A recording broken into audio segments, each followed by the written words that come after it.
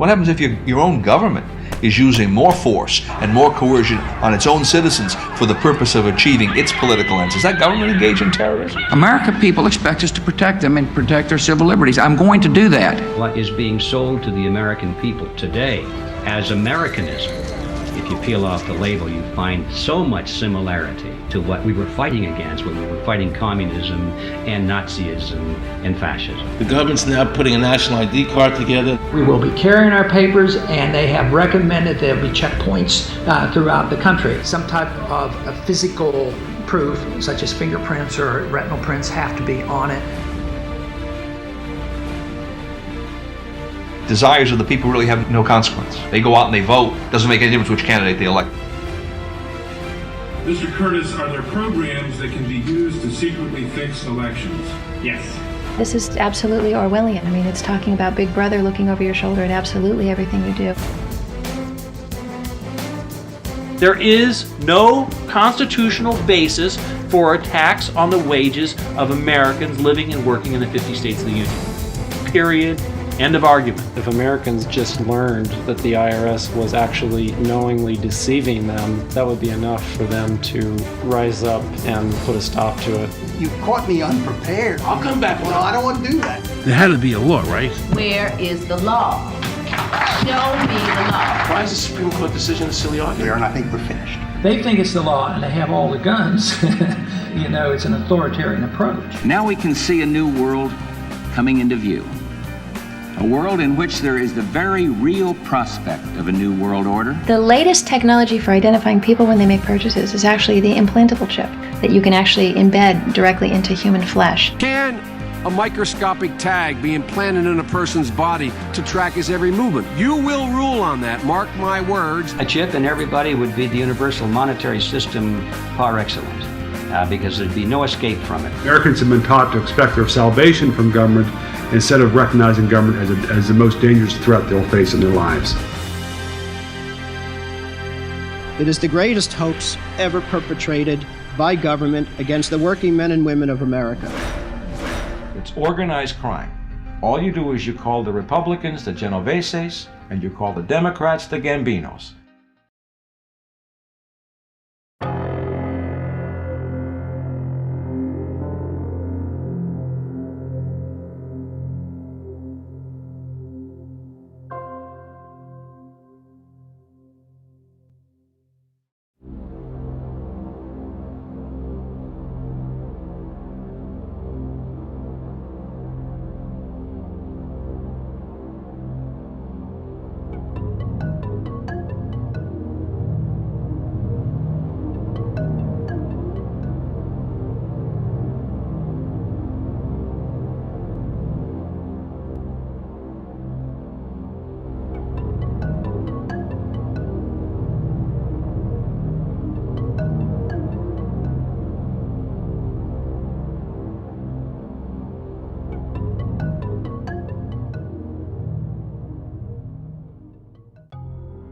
The year was 1913. Woodrow Wilson was president, and powerful banking interests, who had been trying for years, finally achieved their long-term goal of a silent coup d'etat by taking control of the American government. The first thing they did to accomplish their takeover was convince Secretary of State Philander Knox to lie to the American people and tell them that the 16th Amendment, the Income Tax Amendment, had been legally ratified by the states when it was not. The bankers knew that this tax would ultimately end up in their pockets. Because of this fraud, the American people were led to believe there was now a tax on their labor. Congress and the President are completely aware of this fraud, and it was even cited in a recent court case.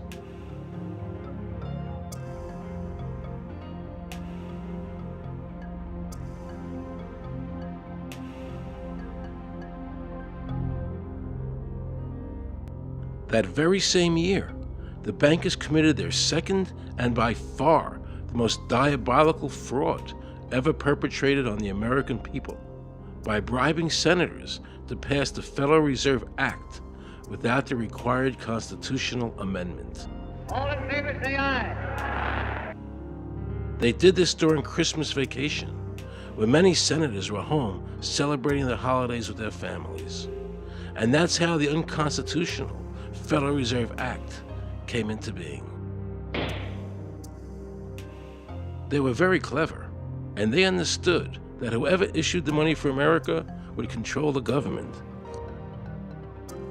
The bankers won, and the American people lost, because most politicians will sell their soul for $1.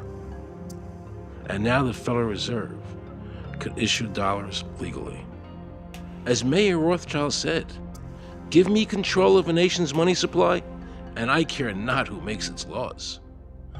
He knew that he and the other bankers would now control the laws of the nation.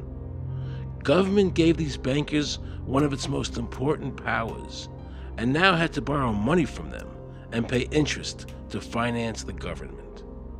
So the American people were forced to lower their standard of living and pay a graduated income tax to the government, just so the government could give these bankers more profits.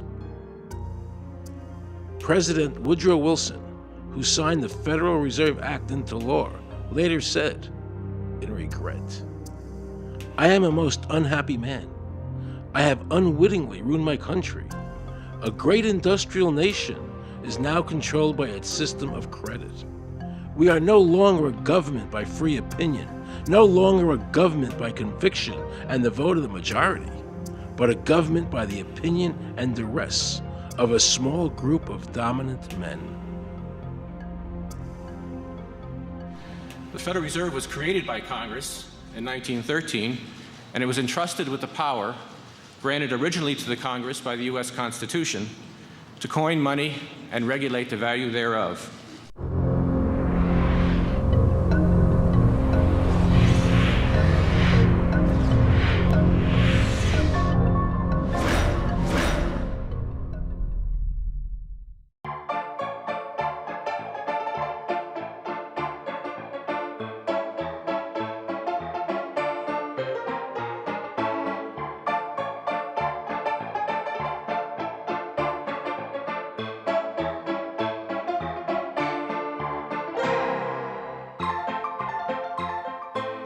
What's your name? Jan Crafting? Hi, Jen. I'm Aaron Russo. I produced the movie Is this a joke? Am I going to No, make it's not a joke. Okay, good. No. I produced the movie Trading Places with Eddie Murphy and The Rose with Bette Midler, many movies, and I'm doing a feature film. And my film is about my quest to find out whether or not people pay income taxes. Do you pay an income tax? Yes, I do. You do? Yeah. Have you ever seen a law that requires you to pay an income tax? Have I ever read it? You mean in the page, black and white? No, Yeah. no. So you pay the income tax, I assume? Of late. Well, actually, no, I didn't file last year, but I'm sorry, is this on film? No, I paid my tax. My question to you is, have you ever seen a law that says you have to pay an income tax?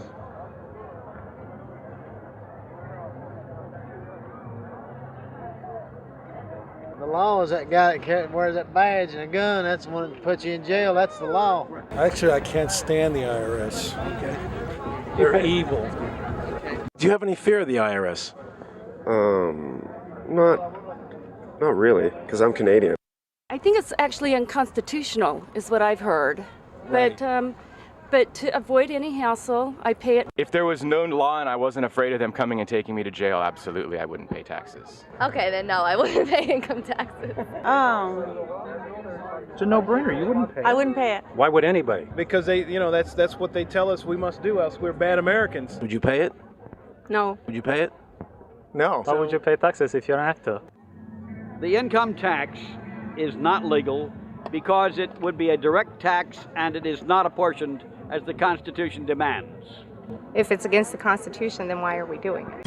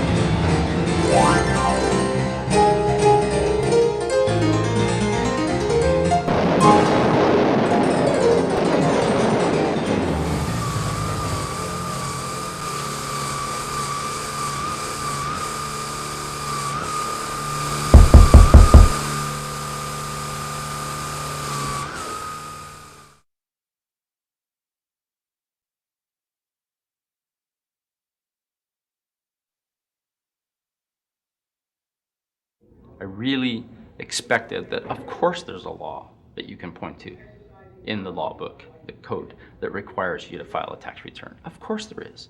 Maybe I don't know what it is right then as he was speaking to me, but sure. So naively, I agreed to go off and research it and get back to him.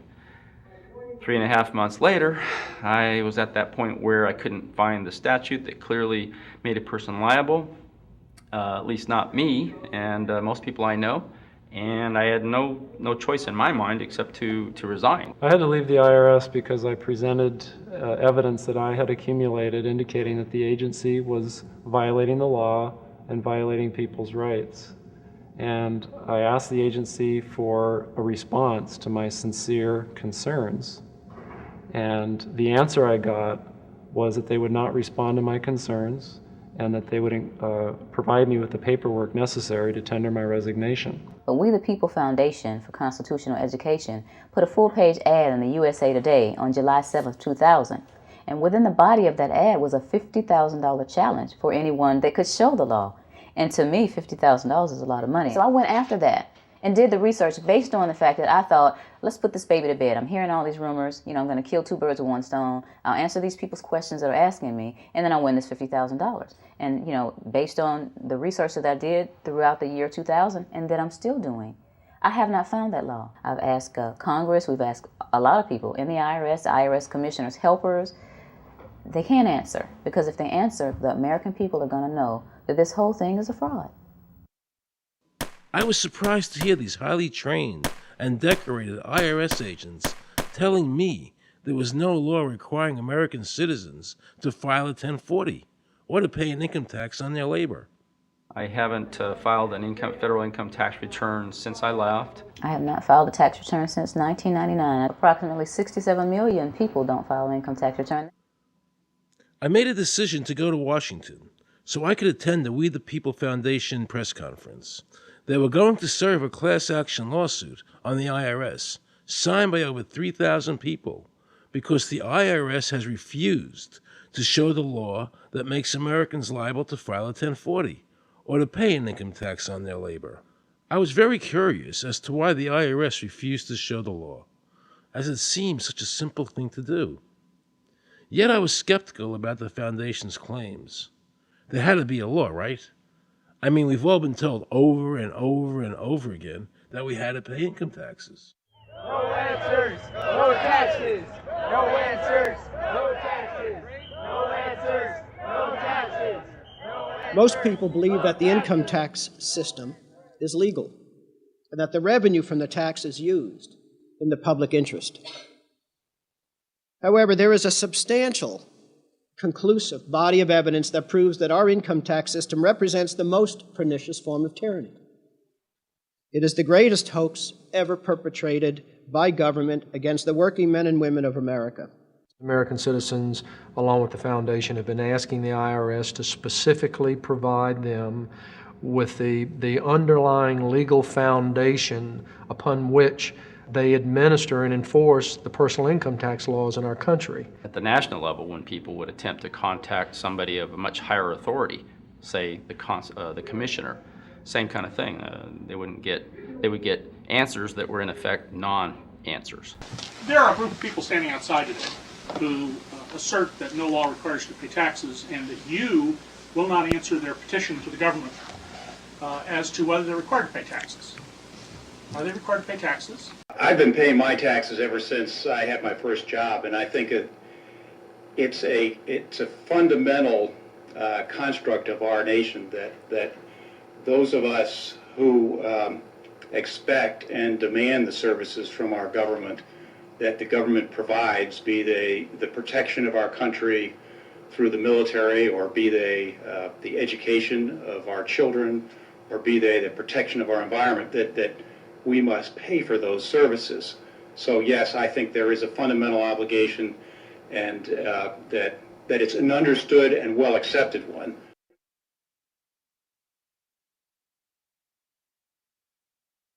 Joe Bannister and I had a meeting in the White House with President Clinton's economic advisor, Jason Furman. He accepted the remonstrance for the president.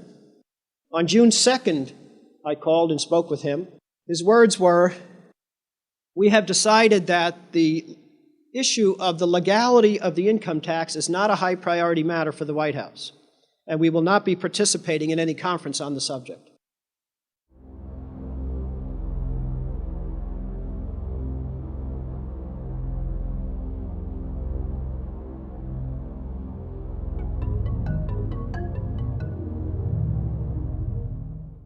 I decided not to eat until my death or until the government agreed to send their experts to meet with the experts from the tax honesty movement. And with the help of Congressman Bartlett, a deal was made. I'm very pleased that through these several trying weeks and now months, that we have secured the agreement of the IRS and the Justice Department, because some of the questions are beyond the purview of IRS, that they will both attend a public symposium where these issues can be formally addressed. Last Thanksgiving, DOJ and IRS notified Congressman Bartlett that they would not participate. Congressman Bartlett then waited until late January. He informed me that he would not be participating. Why do you think you've been able to get away with not paying or filing your income taxes for so long? Well, first of all, I've not gotten away with anything. I'm not hiding from anyone. I'm simply asking the IRS to show me the laws that apparently require me to do these things, and they are suspiciously reticent to answer questions from me. And of course, there are millions of other people, many other organizations who have attempted to get answers. They act very suspiciously when asked to simply sit down at the table with the American people and discuss what their obligations are. Rather than pulling up a chair, they pull out a club. As a matter of fact, David K. Johnston of the New York Times asked Terry Lemons of the IRS, why won't the IRS answer the questions set forth in the petitions from the American people? Mr. Lemons' response was, the government is answering the questions through enforcement actions in the courts. This is a very chilling remark on the government's use of brute force instead of civility and logic. The federal government itself refuses to provide the American people who are coercively being subjected to this extraction of their private property without any underlying legal justification. There is no law that requires the average American worker in the private sector to pay a direct, unapportioned tax on their labor and compensation for services. There is no law. The march will stop in front of the IRS building. They are now going to serve a class action lawsuit on the IRS. Very courageous. My name is Charles Bell, and I'm here to serve this complaint on behalf of the American people to the Internal Revenue Service. The complaint is accompanied by an affidavit that's under the hand of Robert Schultz. Case was served. We'll call you with the case number. Case has been filed. We'll call you with the case number. Thank you. Okay, thank you. We appreciate your time. America, baby! Freedom!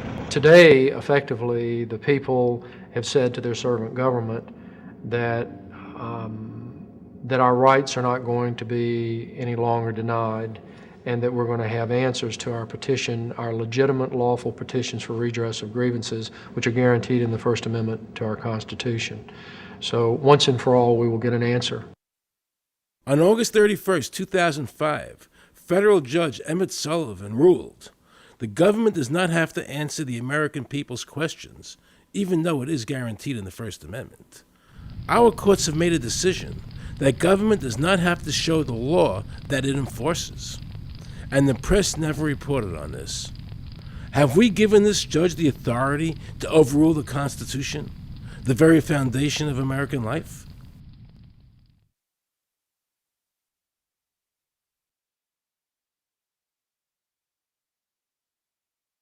I believe that in both spirit and substance, our tax system has come to be un-American.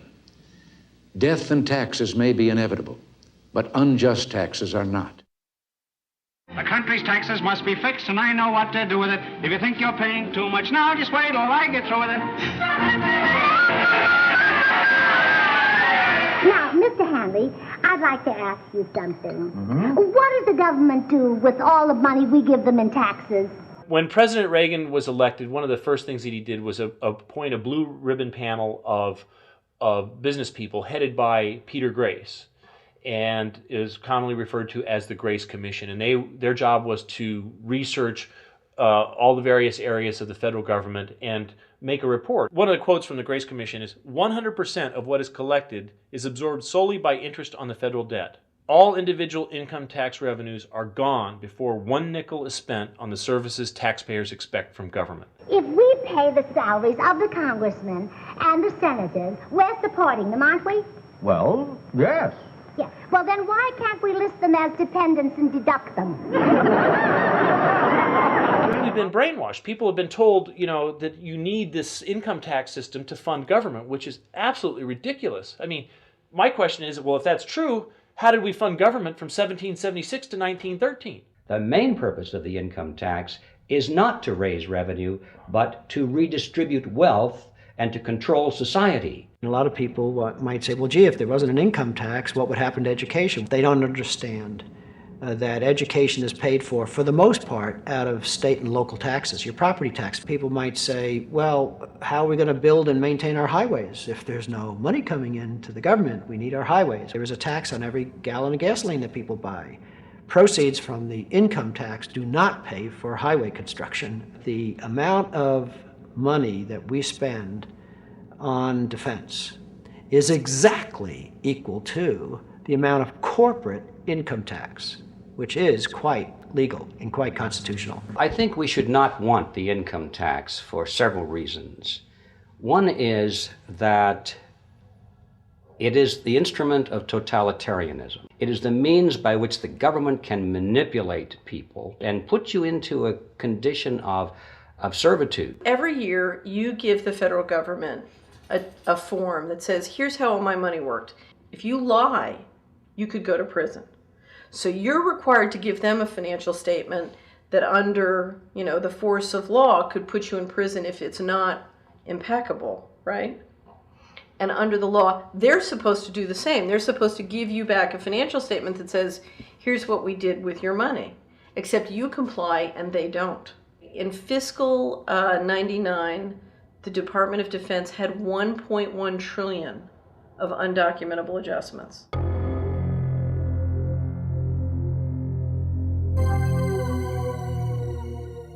The following year, they had 2.3 trillion of undocumentable adjustments.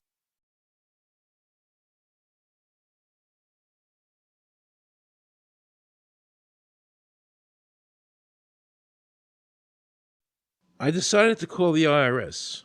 I spoke to Anthony Burke in Media Relations.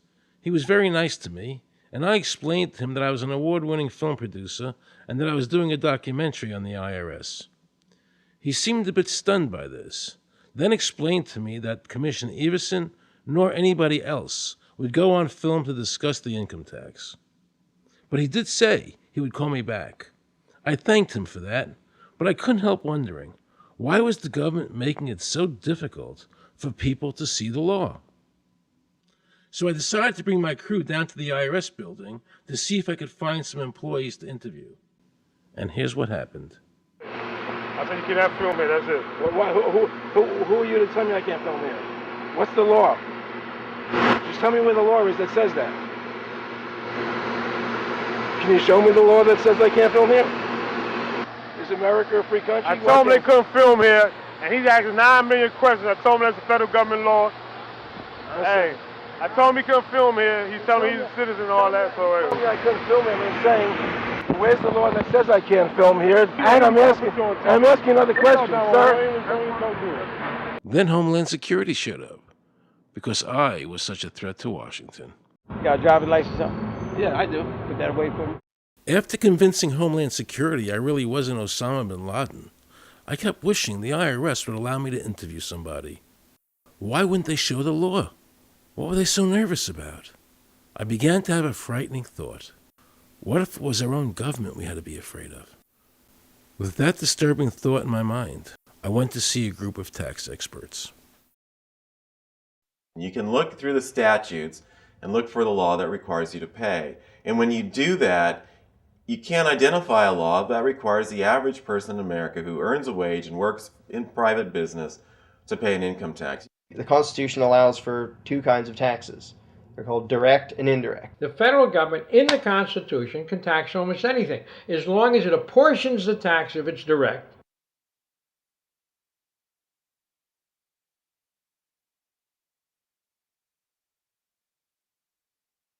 The indirect tax is, for example, an excise tax. I can avoid the excise tax on gasoline. I can choose to ride my bicycle.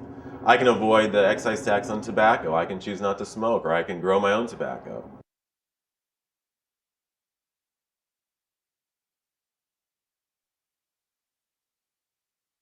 The income tax which is being applied now doesn't meet the criteria of either direct or indirect taxes. The IRS claims that in 1913, the 16th Amendment, the Income Tax Amendment, allowed the government a third form of taxation. What was the Supreme Court's ruling on that? The Supreme Court, in the case of Stanton versus Baltic Mining. I mean, what could be clearer than this? The provisions of the 16th Amendment conferred no new power of taxation. The Russo case also said that the 16th Amendment did not impose any new taxes and did not change any of the taxing restrictions of the Constitution. There were also several other major Supreme Court cases in that same period from 1916 up until about 1923. Stratton Independence versus Hobart, Southern Pacific versus Lowe, Bowers versus Kerbo Empire, Burnett versus Harmel, Doyle versus Mitchell. It's actually very simple. Congress tried to enact an income tax in 1894. The Supreme Court said that's unconstitutional. When the Supreme Court says something is unconstitutional, it's unconstitutional. They tried again in 1913, and the Supreme Court said the 16th Amendment conferred no new power of taxation. So, if they didn't have it then, and they didn't get it, they don't have it. There is no constitutional basis for a tax on the wages of Americans living and working in the 50 states of the Union. Period. End of argument.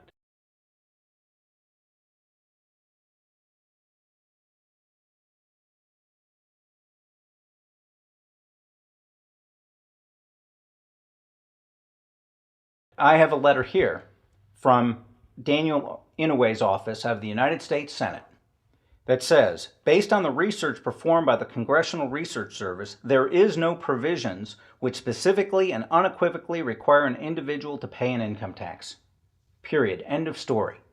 There is no law, and to date, nobody has been able to show that there is a law for the average American citizen working day in and day out to pay an income tax. The definition of income in the Constitution was given in the Eisner versus Macomber case, and it turns on gains or profits that are made from some activity. Doyle versus Mitchell, 247 U.S. 179, 1918. Here's what he said. The idea of gain or increase arising from corporate activities. In other words, it doesn't mean wages, it doesn't mean dividends, it doesn't mean alimony. It means a gain or a profit arising from corporate activity.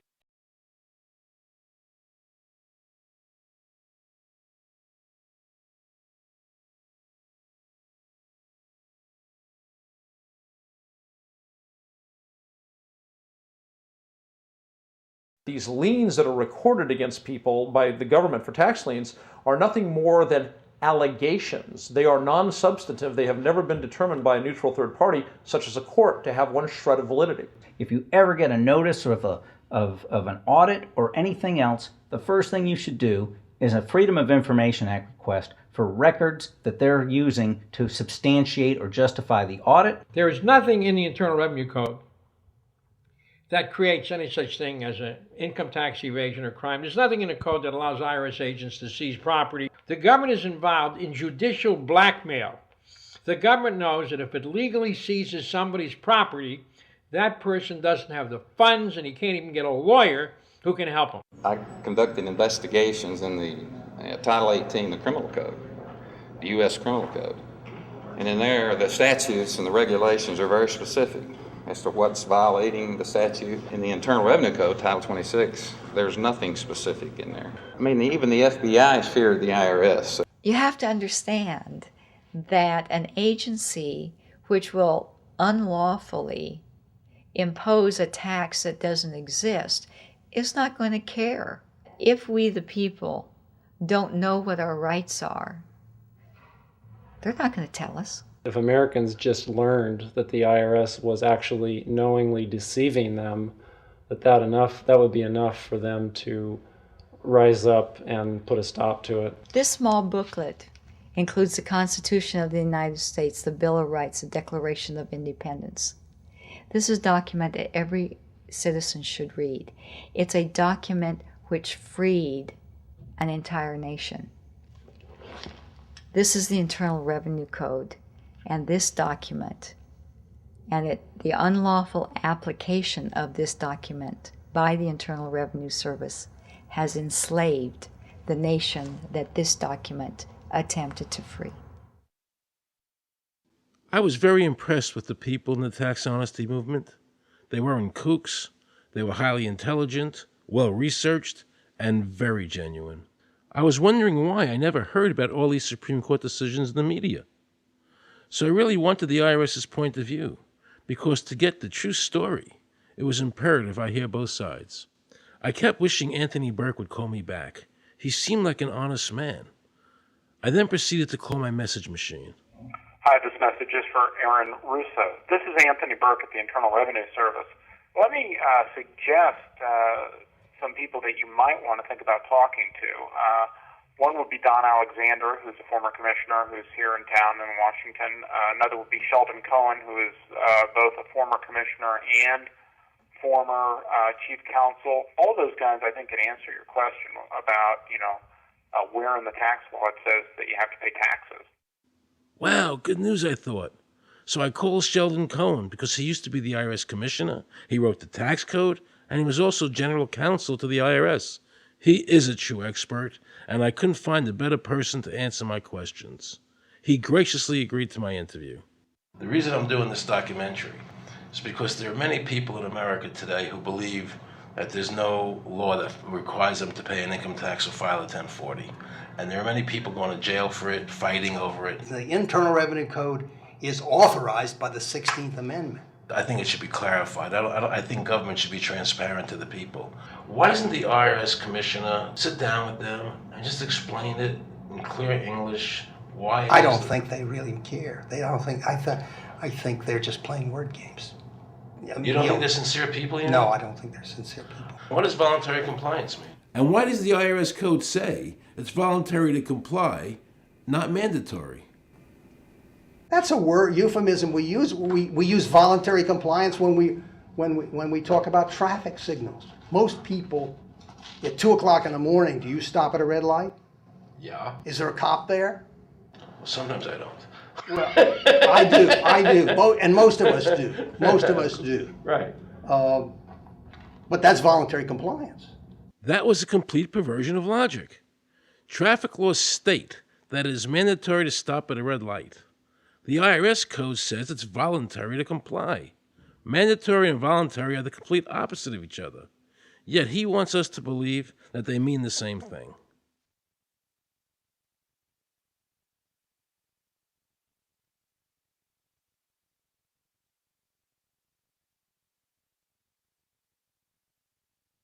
So can the government criminally prosecute somebody of information put on their 1040? Yes. Right, so doesn't that violate the Fifth Amendment? No. But the Fifth Amendment says I don't have to do anything that incriminates myself. Well, it doesn't incriminate you to put your income down. But you said before I could be put in jail for it. The commissioner wants us to believe that although the IRS demands that you fill out the 1040 and you can go to jail for it, that they are not violating your Fifth Amendment rights of self-incrimination. That is absurd. Isn't it true that the word income is not defined anywhere in the Internal Revenue Code?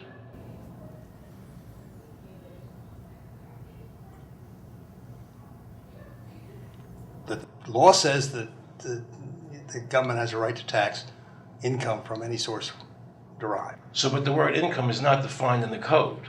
It just says income without a definition That's right. of what income is. That's right. Correct? Yeah. But there are many different kinds of taxes. Well, how can an American citizen know what income is if the code doesn't define it? If they're paying an income Because tax... the courts have all defined it. Do you remember what constitutional attorney Edwin Vieira said? The definition of income in the Constitution was given in the Eisner versus Macomber case, and it turns on gains or profits that are made from some activity. So the Supreme Court has ruled income is not wages, it's not labor, it's gain from corporate activity. I believe that a man's labor is his private property. That's your view, but it's not the law. The Supreme Court's even said your labor is your private property. When I go to work for somebody, it's a trade. It's an even exchange. I do some work, you give me some money.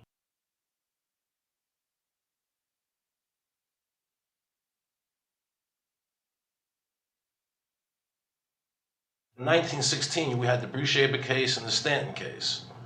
And the Bruce-Shaber case and the Stanton case said that the 16th Amendment gave the government no new taxing power. I'm not going to argue the niceties of that with you. And it came up again in a case called Peck versus Lowe, where the Supreme Court said the 16th Amendment did not extend Congress's taxing power to any new or accepted subjects.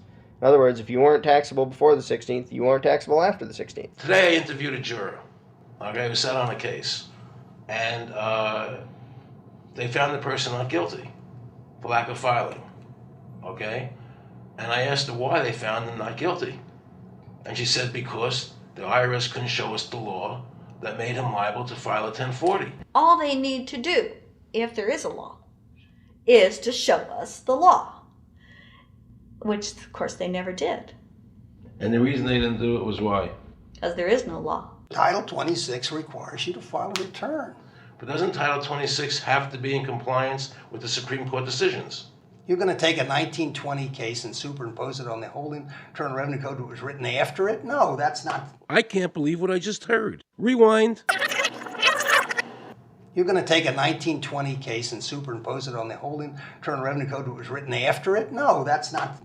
Remember he said earlier the Internal Revenue Code was authorized by the 16th Amendment? The Internal Revenue Code is authorized by the 16th Amendment.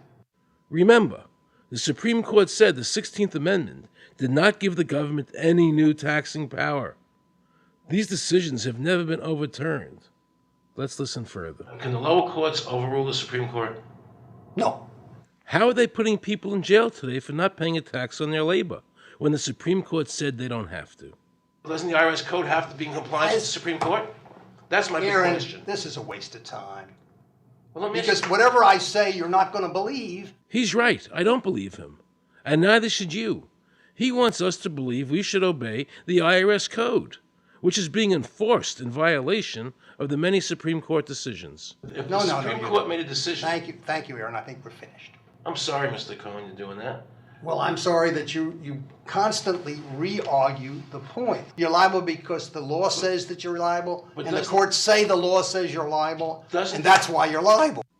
You see, he's talking about the lower courts, who are not in compliance with the Supreme Court, as they have to be. Doesn't the court have to be in compliance with the Supreme Court? The Supreme Court has so held. Where? You caught me unprepared. I'll come back. Well, I don't want to do that. But let me ask you a hypothetical question. No. You're making silly arguments here. Why is the Supreme Court decision a silly argument? Well, because it's inapplicable. That made my heart stop. He just said Supreme Court decisions do not apply to the IRS. That's the behavior you would expect from a totalitarian country, maybe China or Russia or Cuba, not from America. They're just making up the law as they go along. Now I knew the tax honesty movement was right. The IRS thrives on intimidation and fear, not by law. It's no different than a criminal protection racket, using force to extract your money from you. Then the former IRS commissioner, now working at a prestigious Washington law firm, threatens me. Watch. Aaron, you understand Yiddish, Cornish helfen. For those of you who don't understand Yiddish, that means nothing will help you. Now it all became clear. I understood why the IRS wouldn't go on camera and talk about where the law was. I understood why all the senators I called refused to be interviewed. There is no law. And now you know what our political leaders and the courts have known for decades and have tried to cover up. The United States Constitution strictly forbids a direct, unapportioned tax on the wages and salaries of American citizens. The United States Supreme Court has consistently ruled that the income tax is a tax on profits and gains, not on labor and wages. On behalf of the American people, I challenge the IRS to show me a statute that allows a direct, unapportioned tax on the wages and labor of the American people. And if I'm wrong, I will give my most humble apologies to the IRS. If the IRS is wrong, and there is no law, then every person who's been jailed should be let out of jail immediately, and any assets seized should be returned to their rightful owners. If this is a nation of laws and a free country, then the IRS should show the law to the American people. I felt an overwhelming need to understand why juries were finding innocent people guilty of not filing a tax return when there was no law requiring them to do so. So I went to talk to Marcy Brooks, a juror who used her common sense and did not allow the judge to railroad the jury into a guilty verdict.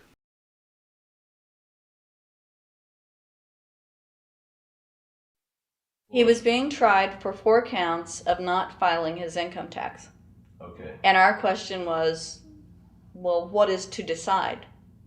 Either he did or he didn't. It never occurred to us that he might actually be innocent while at the same time not filing.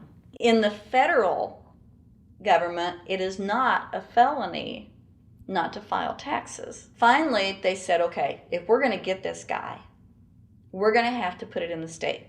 They called up the IRS agent, Agent Craner. Craner? Yeah. Robert Craner? Mm-hmm. This is Ken Doherty. He's also an investigator with the Illinois Department of Revenue. This is a request for a copy of the delegation of authority order. Right, and I talked to my boss about that, and he said that my badge is that. Badge is the authority. I thought it had to be in writing. The last question that the defense asked him was, did you write any of this down? And Agent Craner looked right at him and right at us, and he said, I never wrote anything down. And yet when we saw the video, there he was, writing notes, you know. And so I'm thinking, okay, at this point, the judge is supposed to say, Agent Craner, it is clear that you have committed perjury. It wasn't even noticed. It finally came to the climax. Mr. Harrell looked right at the prosecutor, and he said, I will tell you the same thing I have told over and over again to government officials. You show me the law that requires me to file a tax return, and I'll be glad to do it. And again, I asked, under what is the requirement that you claim under the Public Duty stuff? And the requirement under the regulations is what section? My question to you is, what particular act are we discussing here that I am liable to do these things that you claim I'm liable to do? Your exact question would be again? Okay, what is the section that what? But I guess I'm still not understanding your question, Mr. Harrell. Well, you must be familiar with what that you have the police powers to enforce. Yes. The prosecutor absolutely ignored him. And he started slandering Mr. Harrell. Just started attacking his character. They're calling us tax cheats, they're calling us fanatics, they're calling us weirdos. I don't care what you call me, but I have one question. Where is the law? Show me the law. They can't let this turn into a rational debate, because if they do, they lose it. So they have to insult people and say it's frivolous. We felt like that there was an overall arrogance and that they were railroading Mr. Harrell. and wanting us to participate. Judge Coogan. He looked right at us and he said, "I will instruct the jury according to the law." We were sent to deliberation. The judge promised us that he would give us the law. And we looked and we looked, and it was not there. We wrote a note to the judge asking for a copy of the law. 10 minutes later, we get a note back. "You have everything you need." But there was no law. And he had promised us. At that point, I felt betrayed. I felt like this man promised us the law, and that's what this whole thing is about, the law. We request it, and he still denies us the law. And the reason they didn't do it was why? Because there is no law. Remember, we're talking about the Illinois state law here, okay, which is a law in Illinois. So we got out that law, and we read it several times, and I said, okay, wait, because they kept saying, but this is a law in Illinois. And I said, look at the beginning of it. It says, anyone required to file a federal income tax return is required to file an Illinois tax return. I said, if it is true that he's not required to file a federal return, then that nullifies the Illinois law. Two people, they kept saying, but he's going to get by with it. And I said, what is he getting by with but his rights? If there is no law, he's not breaking a law. He's just standing on his rights. Are we going to deny him that? That's when this one juror sat back and kind of rolled his eyes and he said, you mean we don't have to pay taxes?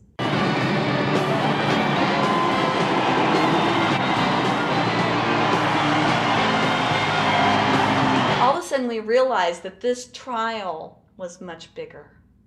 And the ramifications of this trial were going to be so broad if it actually got out. I mean, it's like we had just discovered this great government secret. And so when we came out for the delivering of the verdict, the judge was, I'm sure, even at this point, I'm sure he still thought we would give a guilty verdict. And the reason I say that is because of the look on his face when the first not guilty was read. His face just turned white. I mean, it's like, I don't believe this. The second time, you could hear people out in the audience, just in the courtroom, just going, wow, And the judge is just getting red in the face. I mean, he was just livid. And the judge got up and left. I sat there and I thought, this truly is a victory for the people.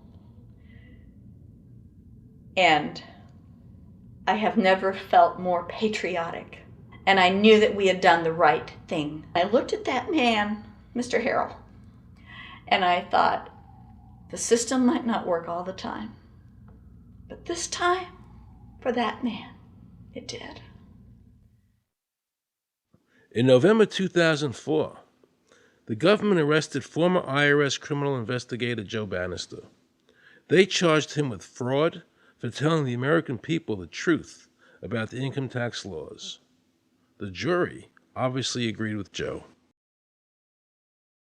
Well, it just showed Mr. Bannister to be honest and straightforward and working within the law.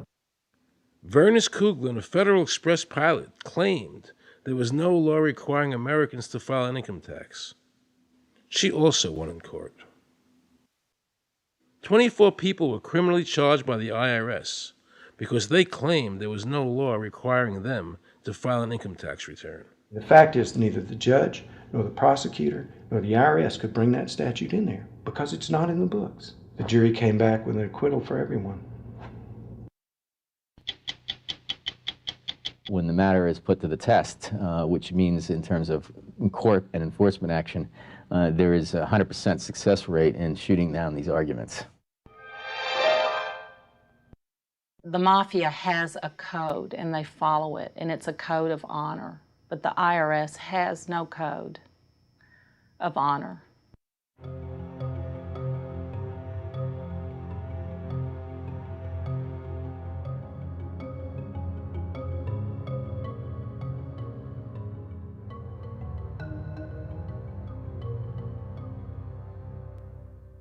Meet Judge Dawson, a federal judge presiding over the Irwin Schiff tax case, who denied Irwin the ability to prove to a jury that there was no law requiring Americans to file an income tax return.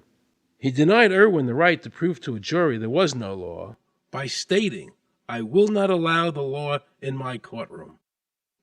But the judge made sure the government never had to show the law as written by telling the jury, "You must follow the law as I give it to you."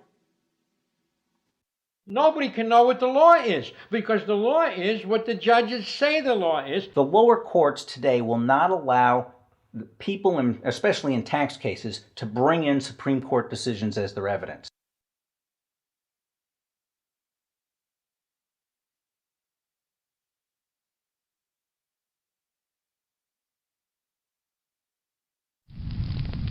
Here we have a federal judge railroading an American citizen by saying Supreme Court decisions are irrelevant. And again, nothing from the press defending our freedoms.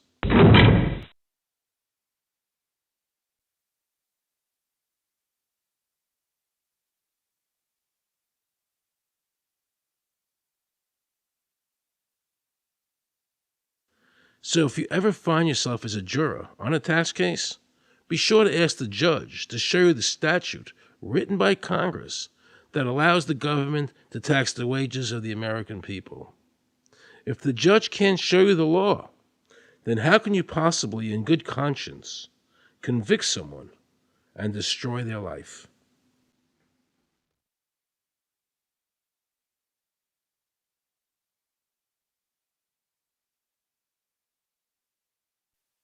Let's see how the IRS treated one of America's greatest heroes, and someone I cherished as a child. Joe Louis was an American icon. Victorious in his first 27 fights, the Brown Bomber quickly rose to heavyweight champion of the world. His 1938 knockout of German Max Schmeling, who represented Hitler's Aryan ideal, earned him the admiration of millions of Americans. Is watching carefully. Louis measures him right to the body, a left hook to the jaw, and Schmeling is down. The count is tied. Right after Pearl Harbor was bombed, Joe had a title fight where he donated his fee to Navy War Relief. Well, I'm not working for nothing. I'm working for my country, and I think that's about the greatest piece of work that anybody can do. Well, I certainly agree with you for that, but you're turning over an awful lot of money. Well, we all turn over a whole lot for this country at this time. Joe volunteered for the segregated army and defended his title while in the service, this time donating his normal fee to Army Relief. I'm only doing what any red-blood American would do. Since the checks were in Joe's name, the IRS taxed him on their full amount, even though he never saw a penny of it. At the end of the war, Joe was awarded the Legion of Merit. But what most people didn't know was that the IRS was charging him $50,000 a year in interest alone on his debt. When Joe's beloved mother died, leaving him $600, the IRS immediately seized it. They also confiscated all of his children's trust funds. Joe was forced to continue fighting until he was 37 and out of shape, just to pay off his ever-mounting debt to the IRS, which grew to $1 million, $100,000 a year just in interest. At the end of his life, Joe was forced to become a greeter at a Las Vegas hotel just to make ends meet. It was a shameful thing to see a man like him, great fighter, great human being, being humiliated and destroyed in this manner, because after all, when you owe Internal Revenue money, no matter what you have, they take away from you. And they took a lot away from Joe Louis.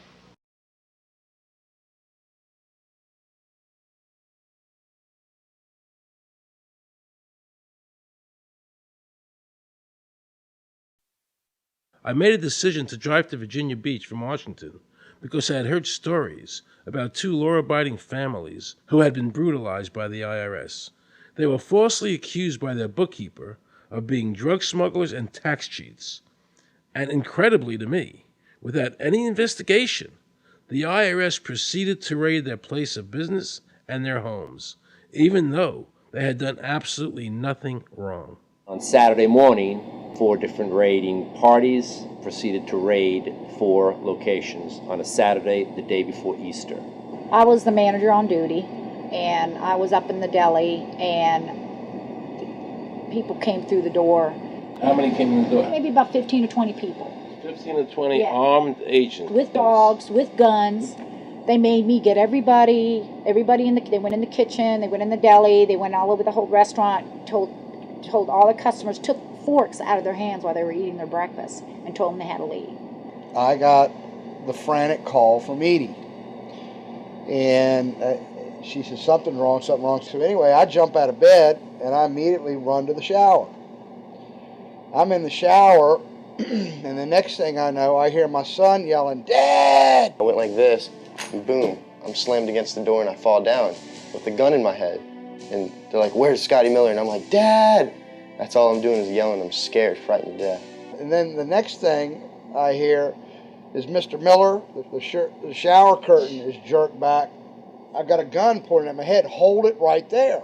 The screams from the little girls who were at a pajama party with my daughter. There was 4 little girls there with my daughter. Of course, mayhem.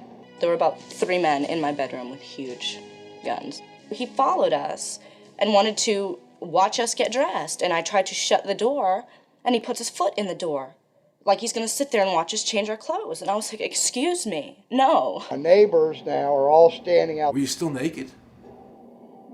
Well, they handed me a towel at that point. I had a towel wrapped around me. Did the towel fit? No, hardly. Hardly. At this point, they were talking about weapons, and, and I mean, it's crazy. I mean, they're looking everywhere, going through all my drawers.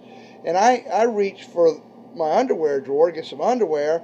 They said, "Don't touch anything." Boom. And they're locking their guns up. They said, "Hold it right there. Don't move around. Don't move." I'm going, whoa. I said, "I'd just like to get some underwear on here, I said, I got women standing here. They keep everything. How did you conduct your business if the IRS took everything?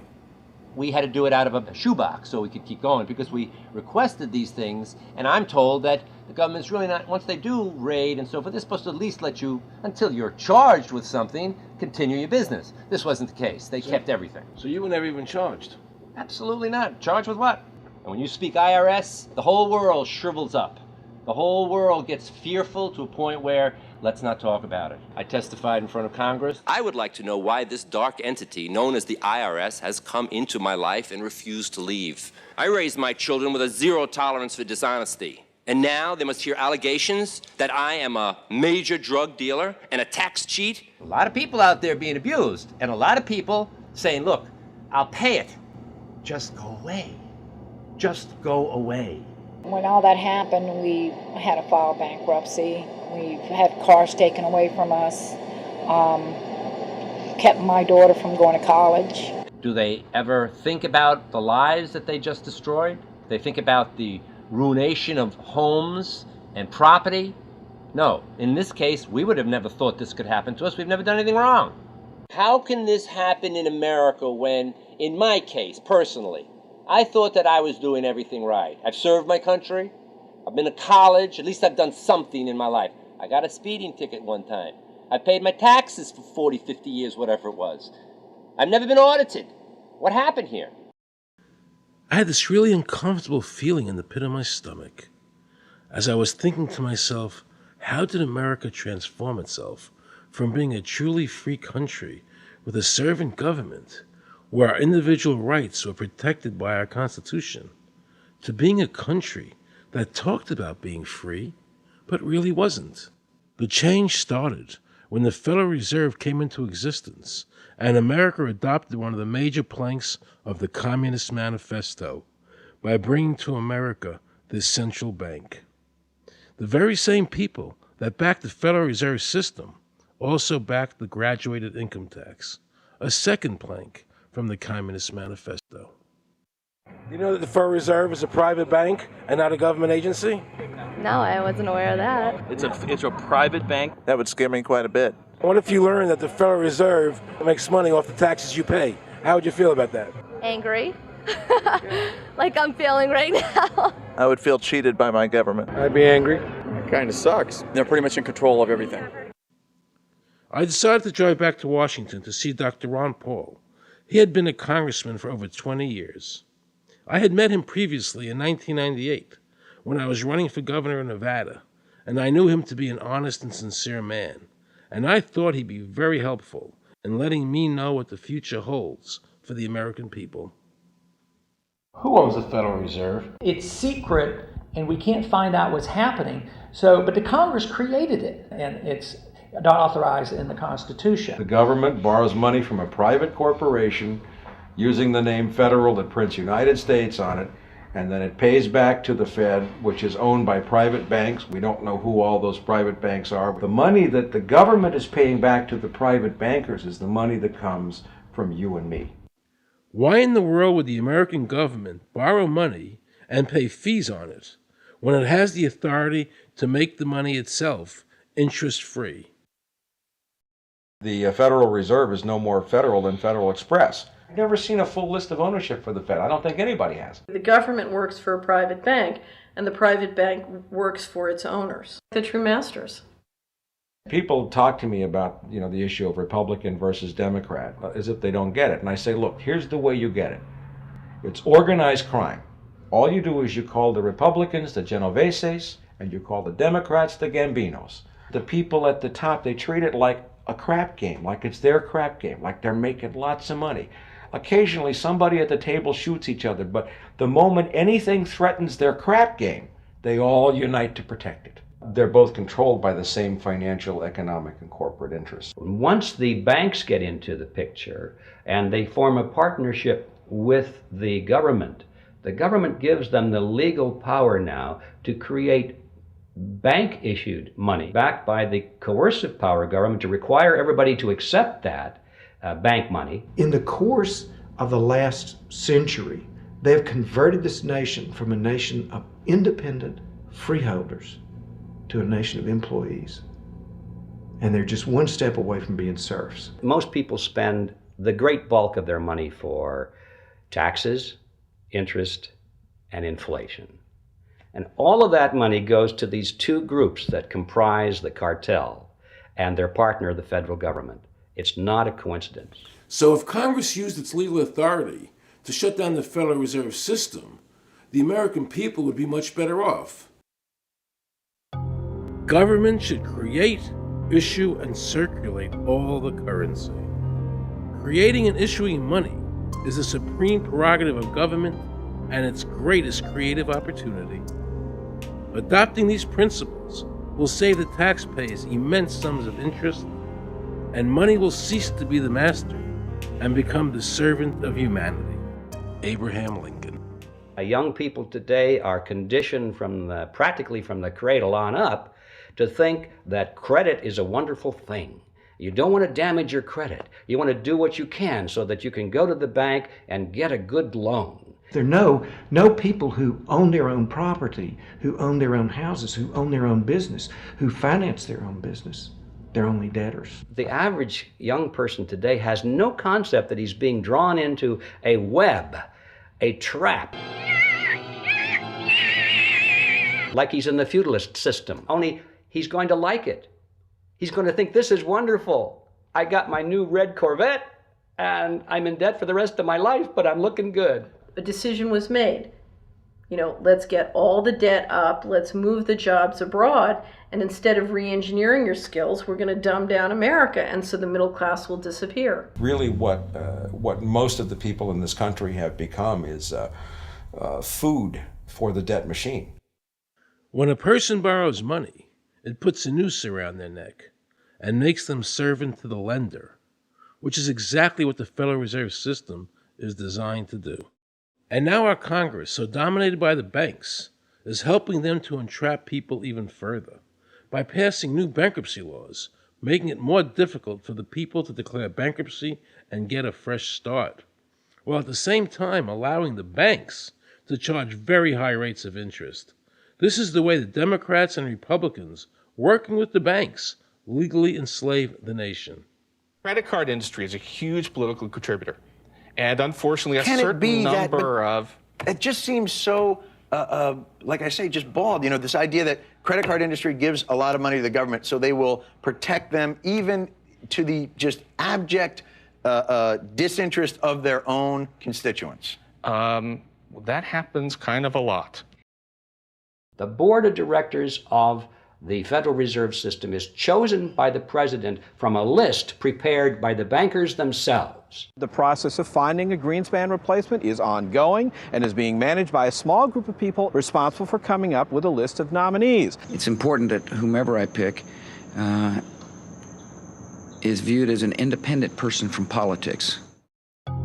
If the American people ever allow the banks to control the issuance of their currency, the banks and corporations that will grow up around them will deprive the people of all property until their children wake up homeless on the continent their fathers conquered.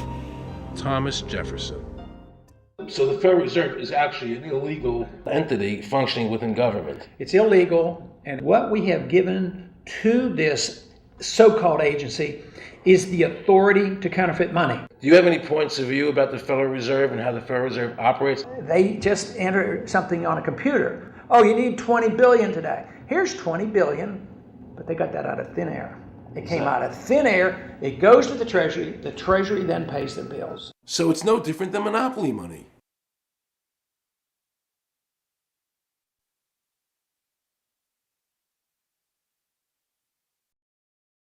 The cost of living is so high today because the Federal Reserve and the federal government have destroyed the purchasing power of the dollar.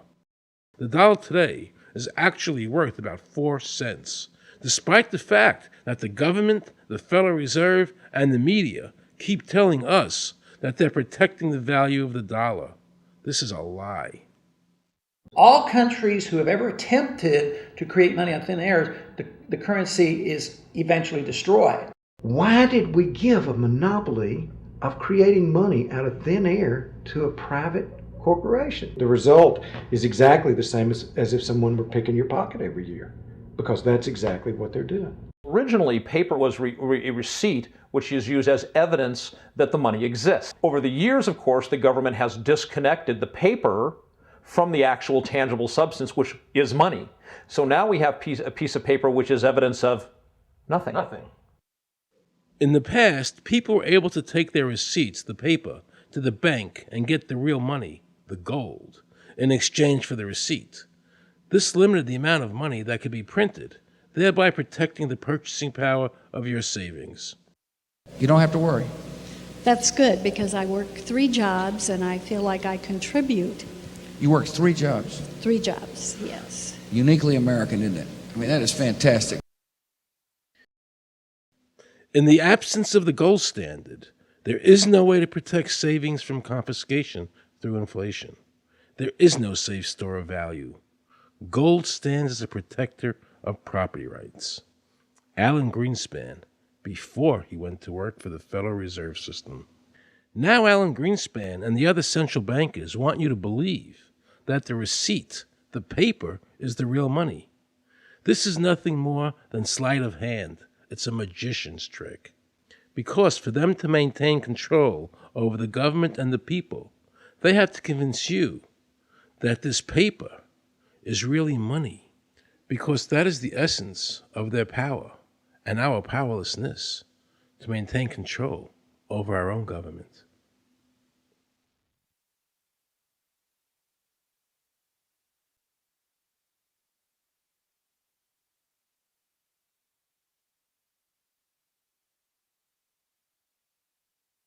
What happened to the gold in Fort Knox? Nobody really knows. When I served on the Gold Commission, I asked them to really, do another audit. I remember it was 15-2. They said, we don't need to audit the gold. It's supposed to be the American people's gold, and so we would like an accounting to tell the American people what is there. I've been told that the Federal Reserve has taken control of the gold as collateral for the dollars they print. They list gold on their balance sheet. How could the Federal Reserve, this private bank, list gold on their balance sheet? They claim they're holding that for the Treasury.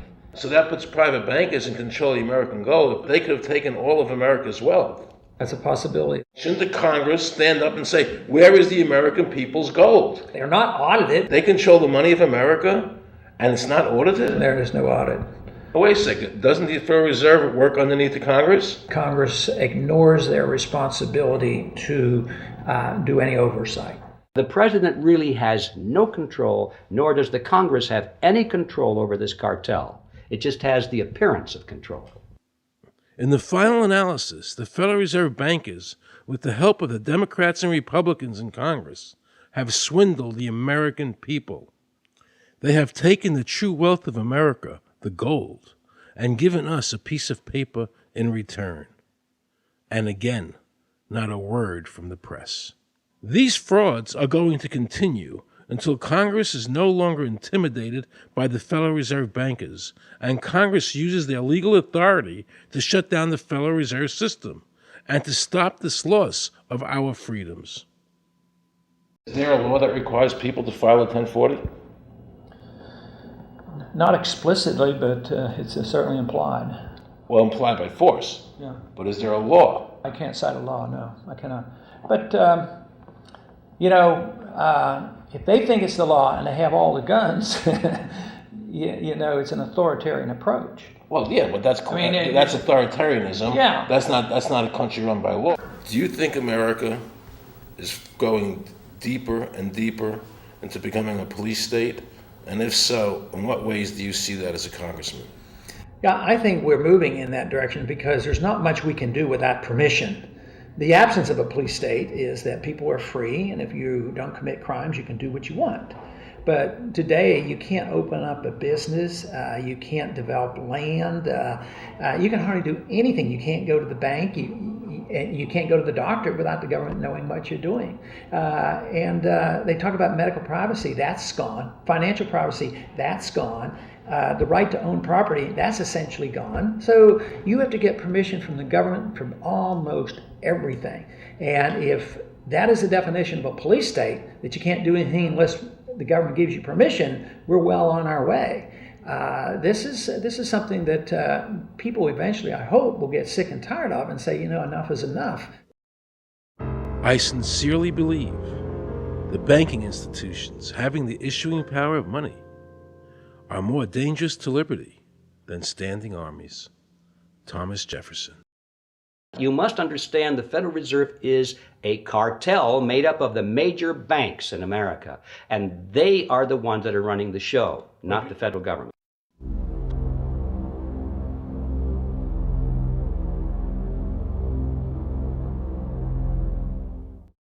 The powers that be behind the system, the financial interests, are able to exercise a disproportionate amount of influence on not only the economic structure of the country, but the political structure.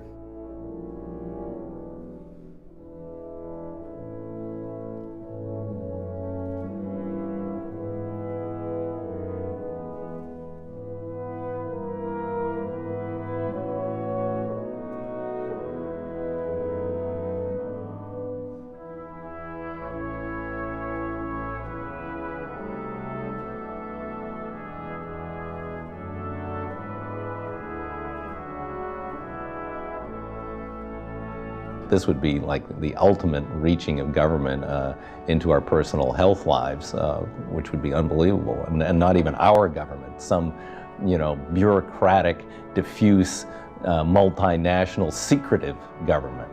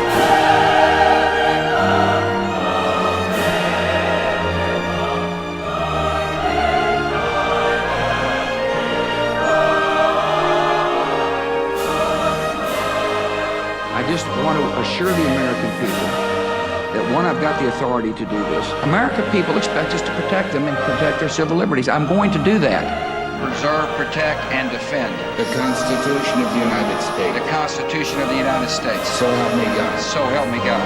So help me God.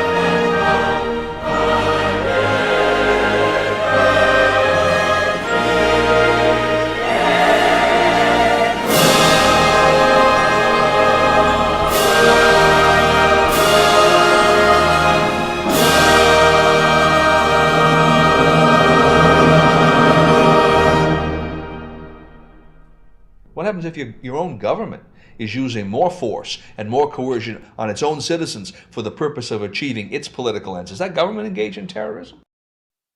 Now let's watch the government add insult to injury to the people of New Orleans. No one will be able to be armed. We will take all weapons. That happened today in this wealthy neighborhood where homeowners had armed themselves to protect their mansions. Residents were handcuffed on the ground. In the end, police took their weapons but let them stay in their homes. Wasn't that kind and generous of the government to allow people to stay in their own homes? How thoughtful. Of course, they couldn't defend themselves from looters. For many of the police and guard troops, it is an uncomfortable job to do this in an American city. You never expect to do this in your own country. Walking up and down these streets, you don't want to think about the stuff that you're going to have to do. We are losing our right to property. The government is getting more pretexts to seize it, using the power to confiscate it with eminent domain. The asset forfeiture laws have proliferated.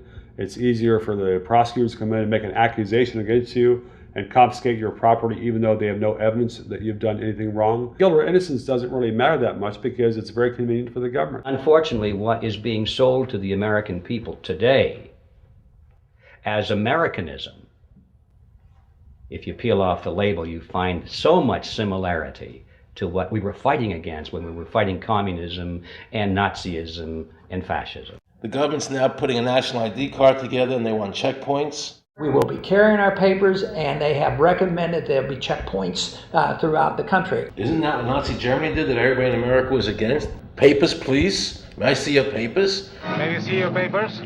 I don't think I have them on me. In that case, we'll have to ask you to come along. Wait, it's possible that, yes. Here we are. These papers expired 3 weeks ago. You'll have to come along. Halt!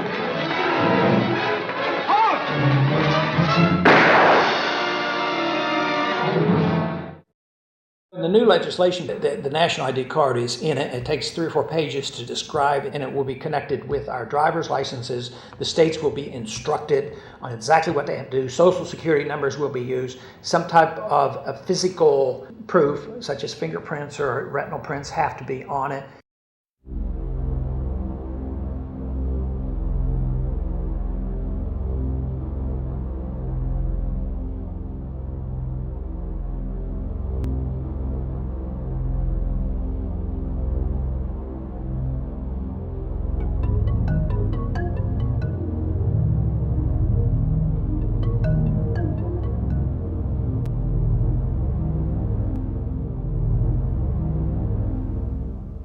It is time to wake up, America. These ID cards are not about defeating terrorism, but they are all about controlling the American people. I arranged an interview with Catherine Albrecht, a leading authority on the RFID chip. Her book entitled Spy Chips is the definitive book on this subject.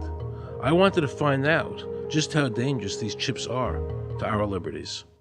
RFID is a technology that uses tiny computer chips the size of a grain of sand or even smaller, hooked up to miniature antennas to transmit information about items at a distance. Back in 1999, Procter & Gamble, Gillette, and MIT got together to find a way to commercialize this technology and make it small enough, make it efficient enough, and make it low cost enough to, essentially, their dream is to put one of these tiny computer chips on every physical item manufactured on planet Earth. The latest technology for identifying people at the point of sale, for identifying people when they make purchases, is actually the implantable chip that you can actually embed directly into human flesh. It's a tiny glass capsule about the size of a grain of rice. It contains an RFID computer chip with a coiled antenna, and it can transmit information also at a distance.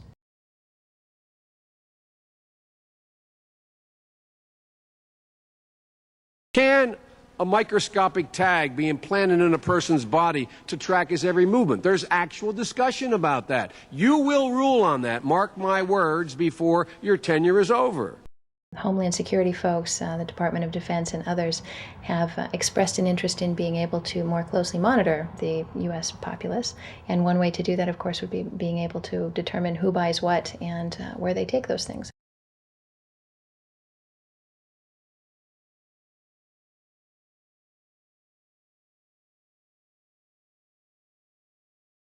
Radio waves can travel through walls, they can travel through wood, they can travel through the things we normally rely on to protect our privacy.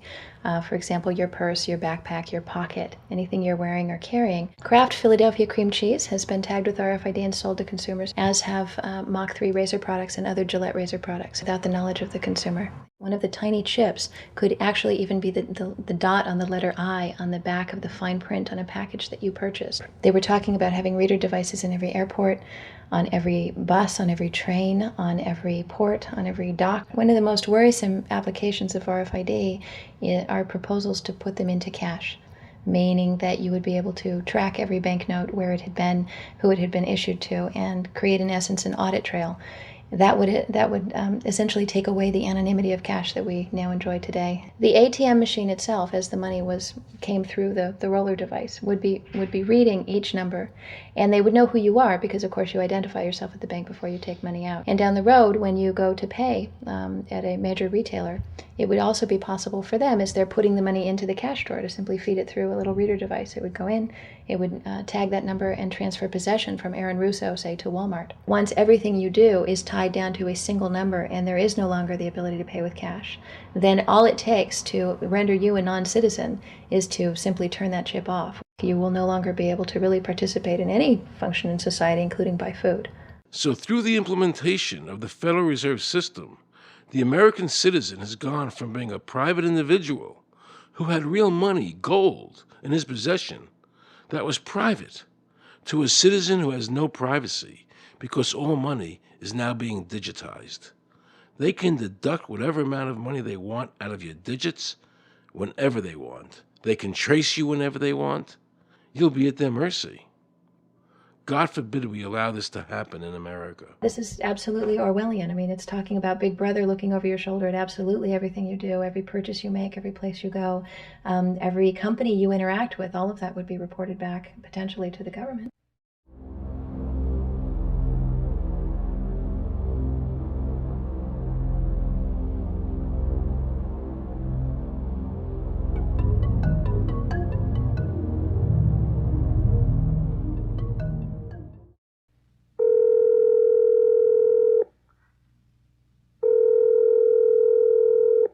Pizza Palace, guaranteed hot in 30 minutes or it's free. This is Mary. May I take your order? Hi, Mary.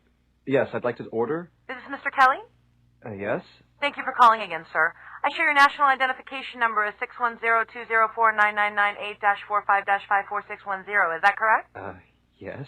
Thank you, Mr. Kelly. I see you live at 736 Montrose Court, but you're calling from your cell phone. Are you at home? I'm just leaving work, but I'm... Oh, we can deliver to Bob's Auto Supply. That's at 175 Lincoln Avenue, yes? No, I'm on my way home. How do you know all this stuff? We just got wired into the system, sir. Oh, well, I'd like to order a couple of your double meat special pizzas. Sure thing. There'll be a new $20 charge for those, sir. What do you mean? Sir, the system shows me that your medical records indicate that you have high blood pressure and extremely high cholesterol. Luckily, we have a new agreement with your national health care provider that allows us to sell you double meat pies as long as you agree to waive all future claims of liability. What? Do you agree, sir? You can sign the form when we deliver, but there is a charge for processing. The total is $67 even. $67? Well, that includes the delivery surcharge of $15 to cover the added risk to our driver of traveling through an orange zone. I live in an orange zone? Now you do. Looks like there was another robbery on Montrose yesterday. You could save $48 if you ordered our special Sprout Submarine Combo and picked it up yourself.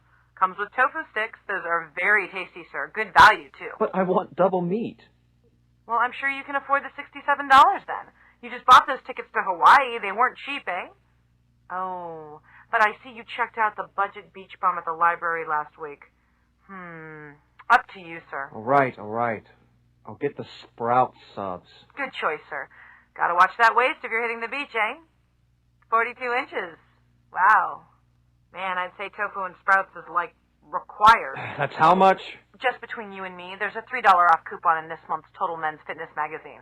Your wife Betty subscribes to that, right? Anyhow, clip that and it's $19.99 even. Whoa, looks like you maxed out on all your credit cards. Bring cash, okay? Have we become so controlled and so ignorant about our rights that big institutions and big government can do whatever they want with us, even without our approval? I knew for certain the Founding Fathers would resist to the death what is happening in America today. And I, for one, will not accept a national ID card. And if nobody accepts a national ID card, and nobody can board a plane without one, then let the airlines go bankrupt. And if you can't open a bank account in a big money center bank, then open an account in a small local bank. And if we can't walk into a federal building, I personally would consider that a blessing. Don't allow these institutions to dictate to us how we conduct our lives. This is America, and we have free choice. We the people have all the power, not the government. Government gets its power from us, not the other way around. Think of all the men and women who died in all our wars, fighting for freedom, not Federal Reserve bankers. Do you think they sacrificed their lives so that Americans can be chipped like a dog? So we could all have a homing device inside us? No. This ID card is the last step before they implant us. And that's precisely the reason nobody should accept one. And you know what they're going to do? They're going to call on the propaganda machine, the media, and try and sell this as if it were in everybody's best interest. We're working on a product that we have called internally a PLD. PLD stands for Personal Locating Device, which is an implantable GPS for which our company owns a patent. The hybrid of the two of these products, being Digital Angel and Verichip, is what we call PLD. PLD should be in prototype form by the end of this year, by December of 2002, and we are already working with the Food and Drug Administration as well as legislative agencies with these products and ultimately with the PLD.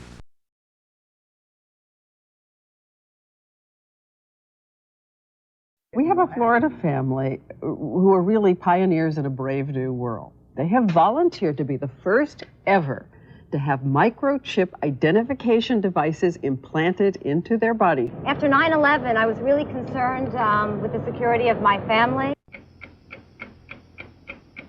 I wouldn't mind having something planted permanently in my arm that would identify me. Talk about identification papers. Watch what happens to a woman in Florida whose license was suspended. Get out of the car or I'm going to tase you. The next street off of Seacrest.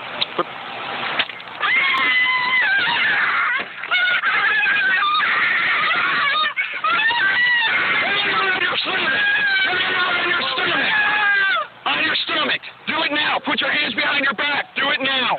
Do it now or you're going to get tased again. Do it now. Do it now. On your back. Put your hands behind your back. Put your hands behind your back. I can't. Sure you can. Come here. Ow, ow, ow. Oh, got it. You got blood on your Oh, my God. You tased me and you handcuffed me? Yep, you're under arrest. For what reason? Your license is suspended. All the power is in the people. And to the extent that government becomes alienated from the people, does things that people don't want, power is transferred until you finally come to a police state, totalitarian state, whatever word you want to give it, where the desires of the people really have no consequence. They go out and they vote. Doesn't make any difference which candidate they elect. I'm a programmer. I worked for NASA, worked for ExxonMobil, worked for Florida Department of Transportation. Mr. Curtis, are there programs that can be used to secretly fix elections? Yes. How do you know that to be the case? Because in October of 2000, I wrote a prototype for President Congressman Tom Feeney at the company I worked for in Oviedo, Florida, that did just that. And when you say did just that, it would rig an election? It would flip the vote 51-49 to whoever you wanted it to go to and whichever race you wanted to win. And would that program that you designed be something that elections officials that might be on county boards of elections could detect? They'd never see it. So how would such a program, a secret program that fixes the election, how could it be detected? You would have to view it either in the source code, or you'd have to have a receipt and then count the hard paper against the actual vote total. Other than that, you won't see it.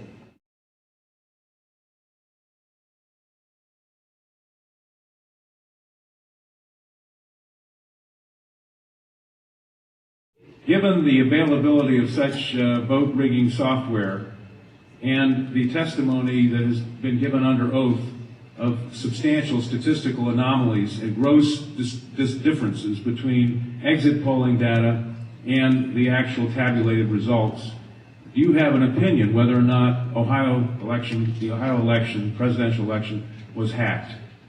Yes, I would say it was. So in other words, there's absolutely no assurance whatsoever in anything with regard to these machines? Absolutely none.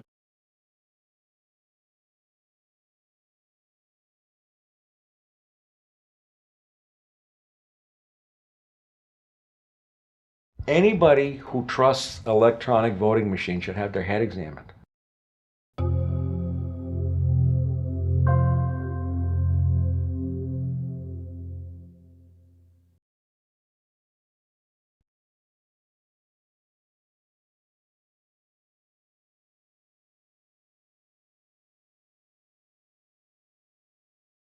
Now we can see a new world coming into view.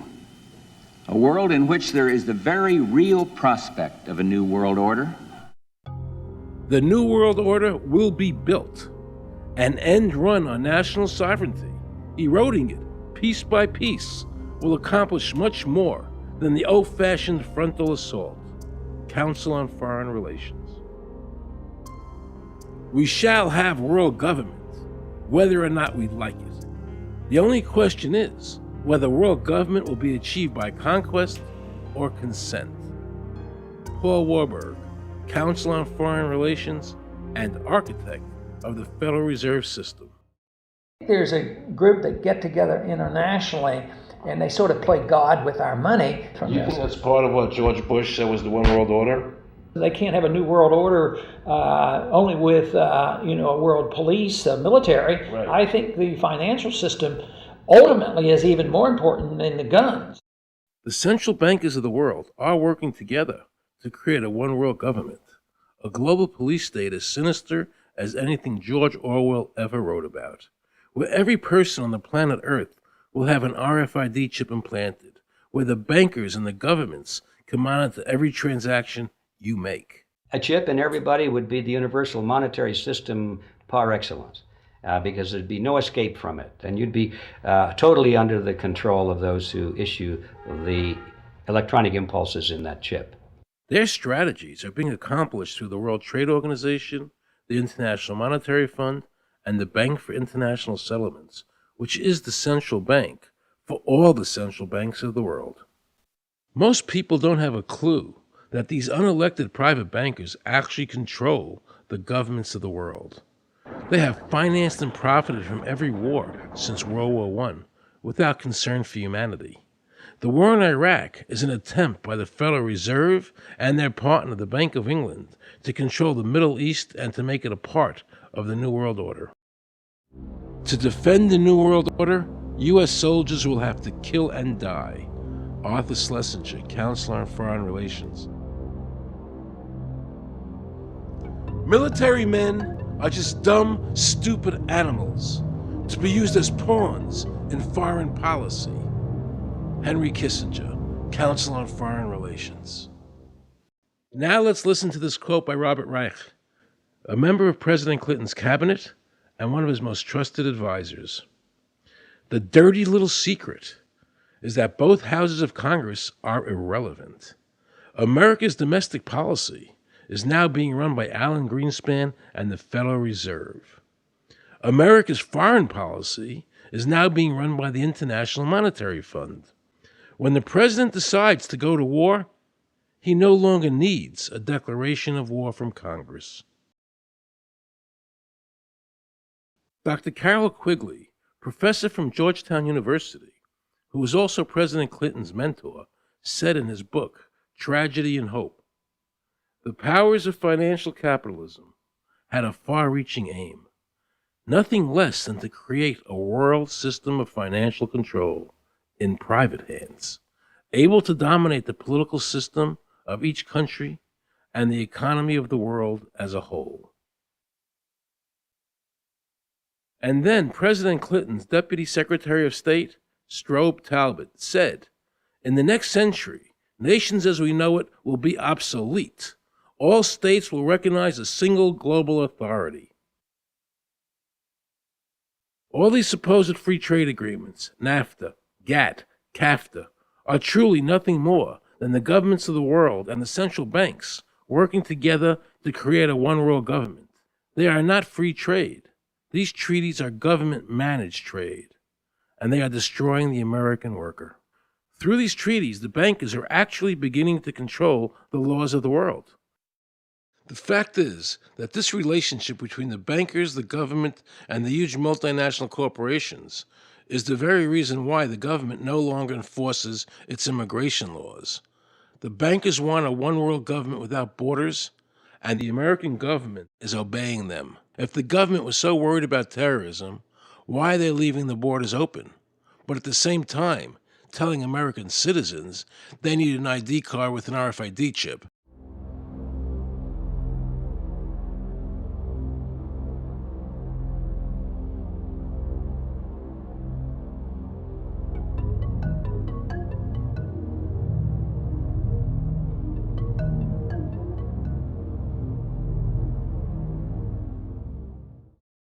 The Bush administration's open borders policy and its decision to ignore the enforcement of this country's immigration laws is part of a broader agenda. President Bush signed a formal agreement that will end the United States as we know it, and he took the step without approval from either the U.S. Congress or the people of the United States. Bill Tucker reports.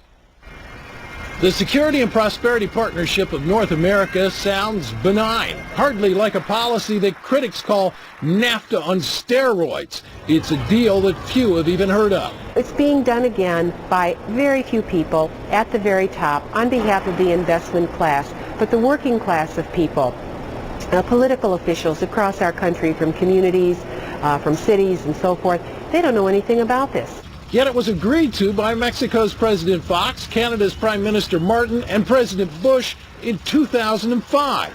Administration officials counter their critics by saying everything about SPP is on the White House website.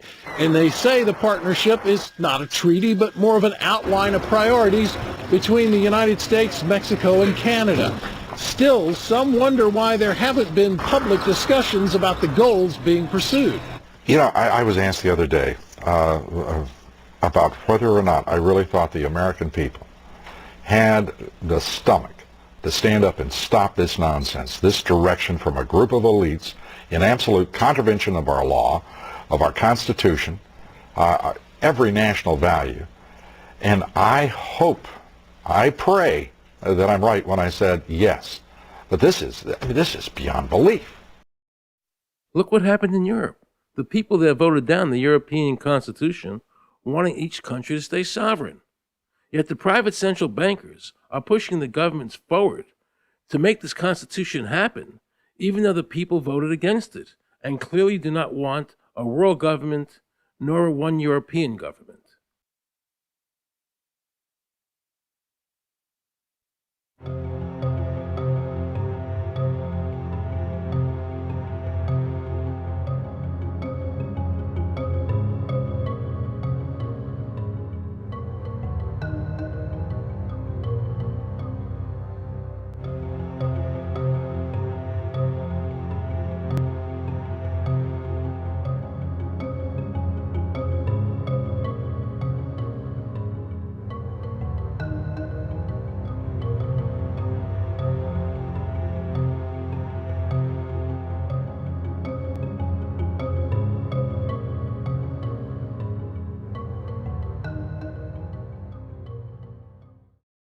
Now pay close attention to this quote by David Rockefeller, and you'll understand what is happening in the world today and where the American people are heading as a nation. We are grateful to the Washington Post, the New York Times, Time Magazine, and other great publications whose directors have attended our meetings and respected their promises of discretion for almost 40 years. It would have been impossible for us to develop our plan for the world if we had been subjected to the lights of publicity during those years. But now, the world is more sophisticated and prepared to march towards a world government. The supranational sovereignty of an intellectual elite and world bankers is surely preferable to the national autodetermination practiced in past centuries. David Rockefeller, a member of the Council on Foreign Relations, actually believes that we would be better off if he and his bank of friends ran the world.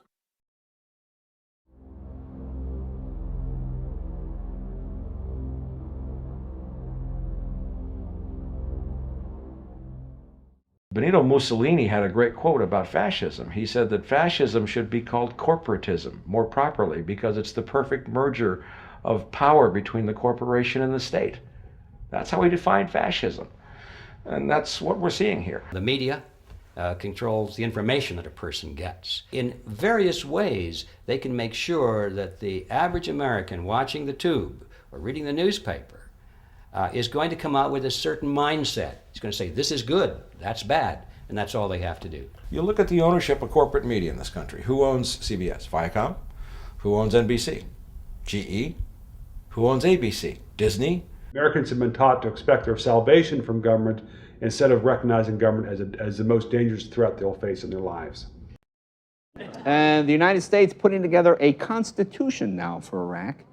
You know, why don't we just give them ours? I mean, think about it. It served us well for over 200 years, and we don't appear to be using it anymore, so what the hell? You know, let them take it.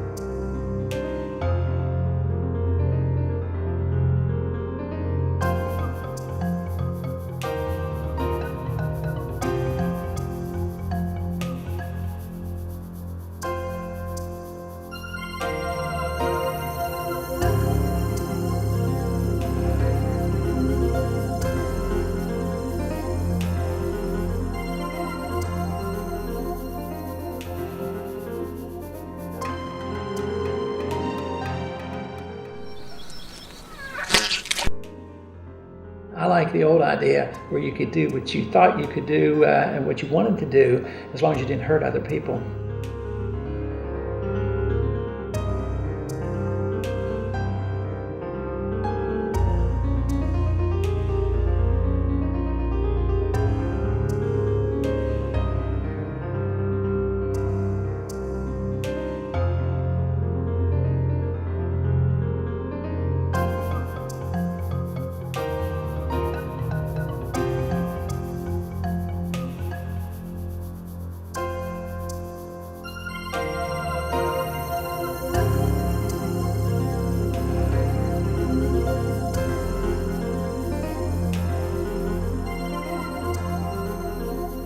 I think that the ultimate choice that's being presented to mankind is that it's time to either evolve or perish.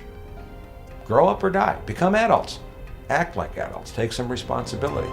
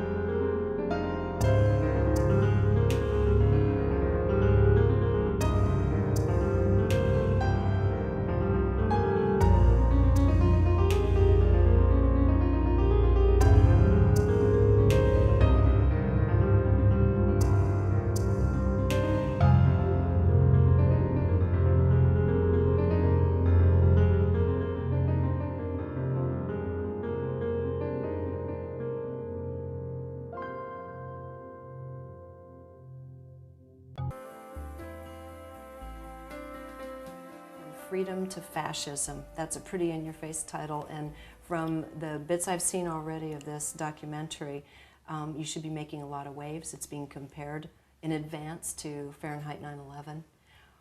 Just give an overview of what you're trying to do, a summary of what you're trying to do in this movie, and then we can get into some specifics. Well, I think what I'm trying to do is obviously is wake America up. That's why I use that title, because that to me is the truth. It's the honest title.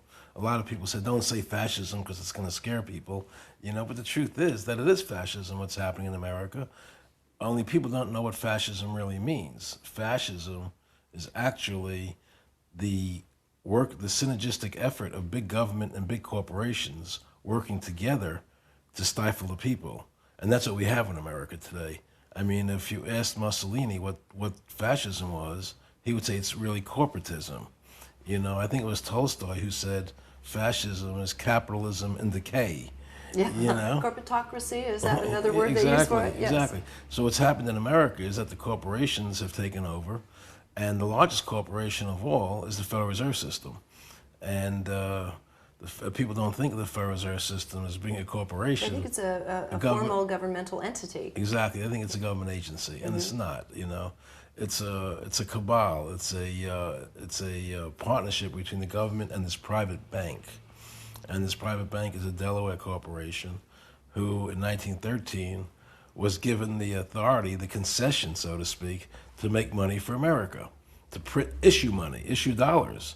Up to that point, it was the government that could do that, and local banks that could do that, and money had a gold and silver backing. And what happened was in 1913, the Fed took that power away from the government, or the government gave it to them. Mm-hmm. Did a deal with the banking industry. Right, they did a deal with the private bankers, the Rothschilds and the Rockefellers and all those people. And by doing that, the government, when it needed money, now had to borrow it from the Fed and pay interest on the money. And they brought the income tax into being then, so the interest to these bankers could be paid. So essentially, because of this corruption, this fraud, the bankers got the right to make money, and the American people had to be taxed so they could pay the bank, so the government could pay the bankers the interest. Whereas if the government made the money, there'd be no interest to pay. You see, and if it had the gold backing that it's supposed to have, it would limit the amount of money that could be printed. You see, so in 1913, the change began to evolve in America. And in a way, my movie could be called The Two Frauds of 1913, the IRS, you know, the income tax and the Federal Reserve, yeah. There are so many roads to go down. One of them you were talking about was it did limit the growth by having actual gold, an actual gold-backed currency. Right. Most people don't understand we do not have a gold-backed currency anymore. Do you want to talk about that a little bit?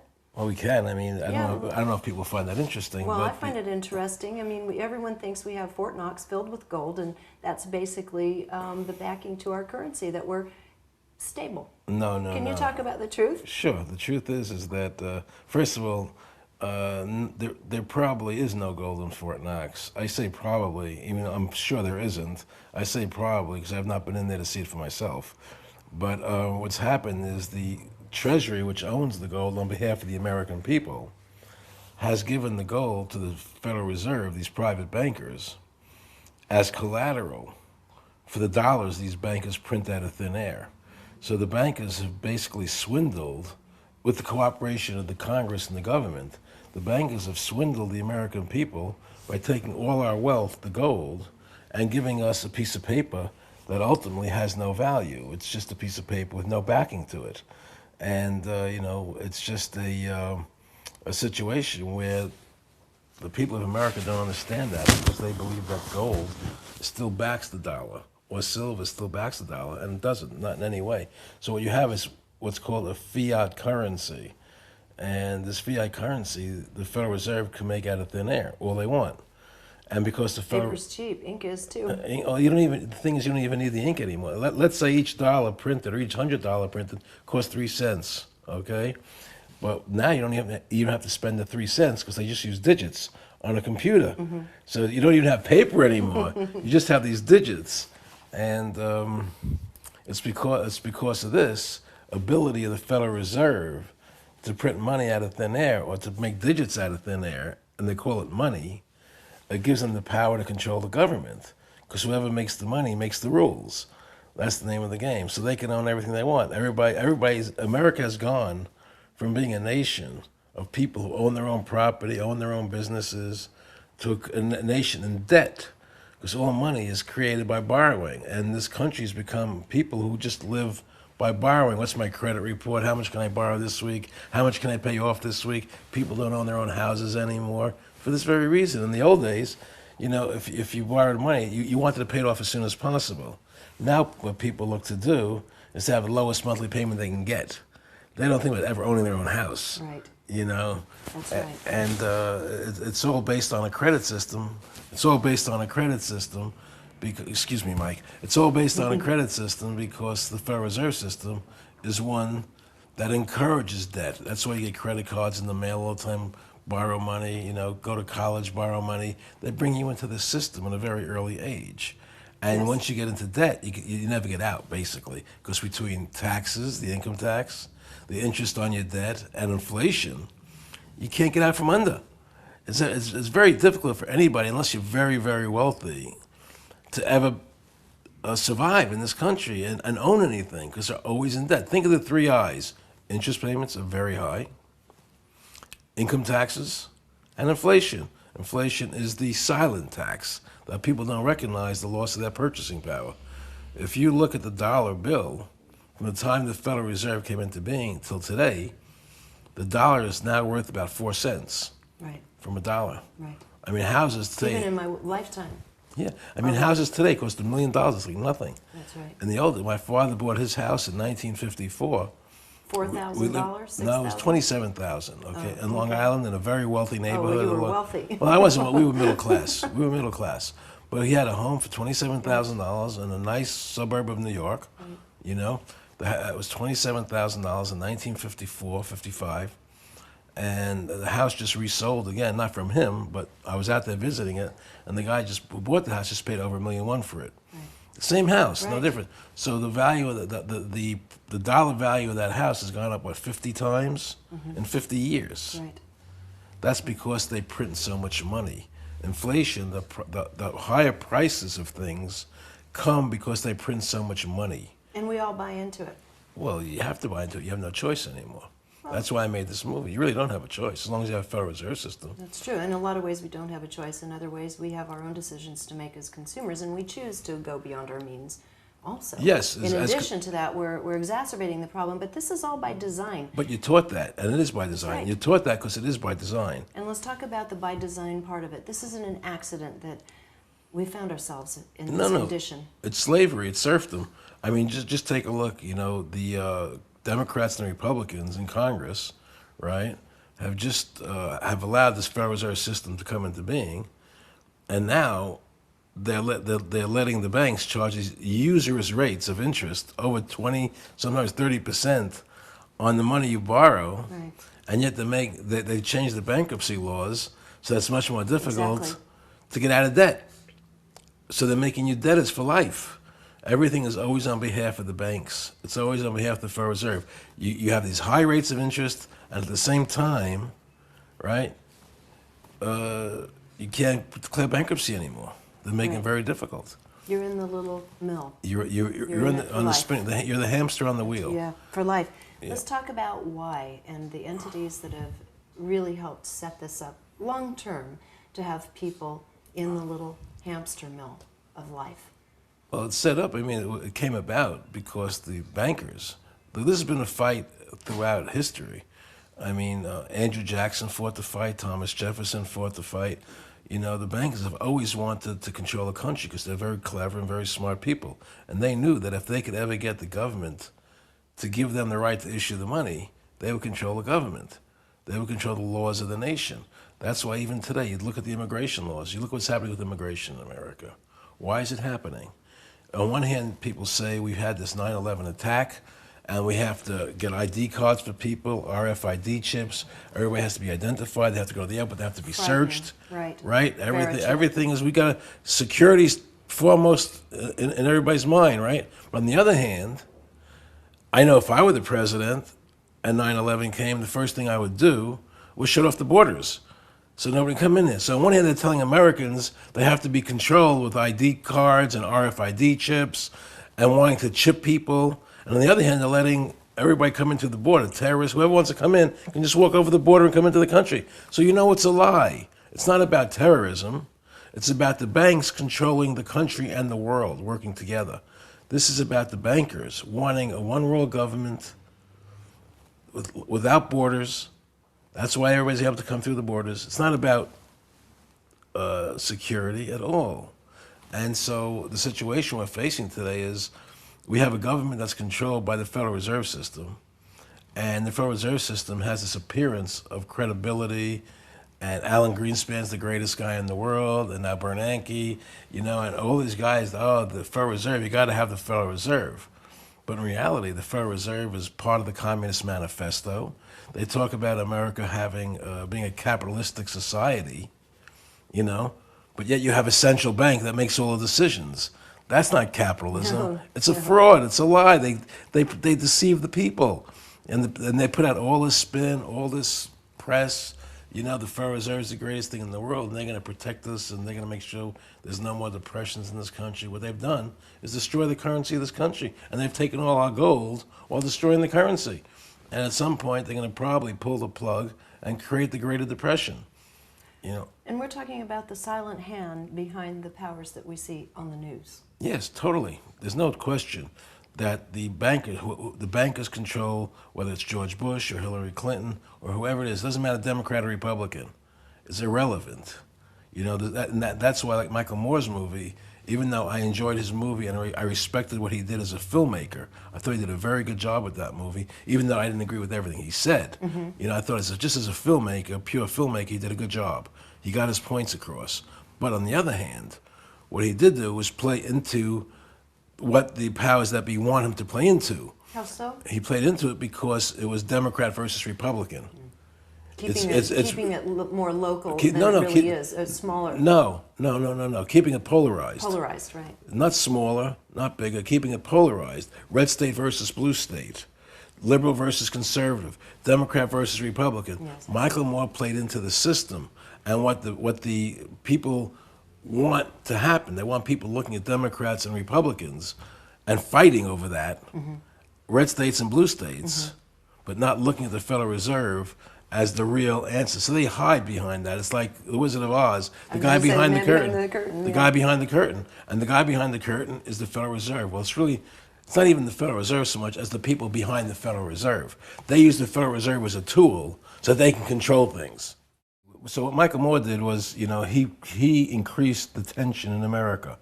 He kept the polarization alive, which is what the people behind the curtain want. And I don't think he did that because intentionally. I think he did it because that's his point of view. Right. And he doesn't know about the people behind the curtain. And my picture is more about where the real power lies, that it's not Democrats and Republicans, they're just puppets. Right. And my movie goes after the system and how the system is functioning and operating today and what's really going down, why people are so dissatisfied and unhappy in America and around the world. And we try to address those issues and how to stop it from happening. And so what's happening is, and it's not only in America now, right. I mean, we have the Federal Reserve System here, but there are central banks all over the world, and they all work together. It doesn't matter if it's China. Well, it doesn't matter if it's Britain. Well, I can't speak for China, but I can tell you, Britain, you're right, it doesn't matter. And most of the industrialized West, it doesn't matter. It's all central banks controlling the governments. And the central banks make secret agreements with each other. Like, our Congress, the central bank in America the other day said there's this thing called M3. I don't want to get too technical here, but M3 is basically a measure of the money supply. The bigger the growth of the money supply, the less the dollar is worth. It loses value. The more you print, the more you have of something, the less it's worth, right? And so now they've decided they're not going to publish the figures of M3 anymore. They don't want people to know how much money they're printing. And they don't now that's something we have every right to know. Yes, we do, and we have large concerns. Yeah. They hit that magic number. Was it last month, the $8.3 trillion? That's just part of the debt, yeah. But that's part of it. But that's a big point to hit, isn't it? There's we have unfunded liabilities in this country of over $70 trillion. The 8.3 is just a portion of that. Yeah. So the real question is, there's so much debt in this country, they've got to keep things afloat. So they have to keep printing tons and trillions and trillions of dollars. And it's getting so massive, they don't want to let us know how much they're printing. Right. And we have no way to measure how fast we're going to lose the purchasing power of our money. And then on the other hand, if they choose to stop printing money, they can cause the biggest depression that ever happened in this country, in the world. And it's all in these guys' power. I don't want to give them that power. Right. And it's unconstitutional and strong. Thomas Jefferson, James Madison, the founders of this country, fought against having a central bank. Right. It was one of the main objects that they fought against. And so we have this central bank controlling us and controlling the laws of the nation. And now you see the government talking about these RFID chips going in everything that can track you wherever you go. It's going to be on your license, your driver's license by May 2008. They're telling the states you have to put these chips in the driver's licenses. It's supposed to be in credit cards. It's supposed to be in everything. In the future. And they're going to chip people with it. They're going to put it into your bodies. Right, and it not only in our bodies, in our wallets. You walk through but you walk through a turnstile and you have a barcode on something.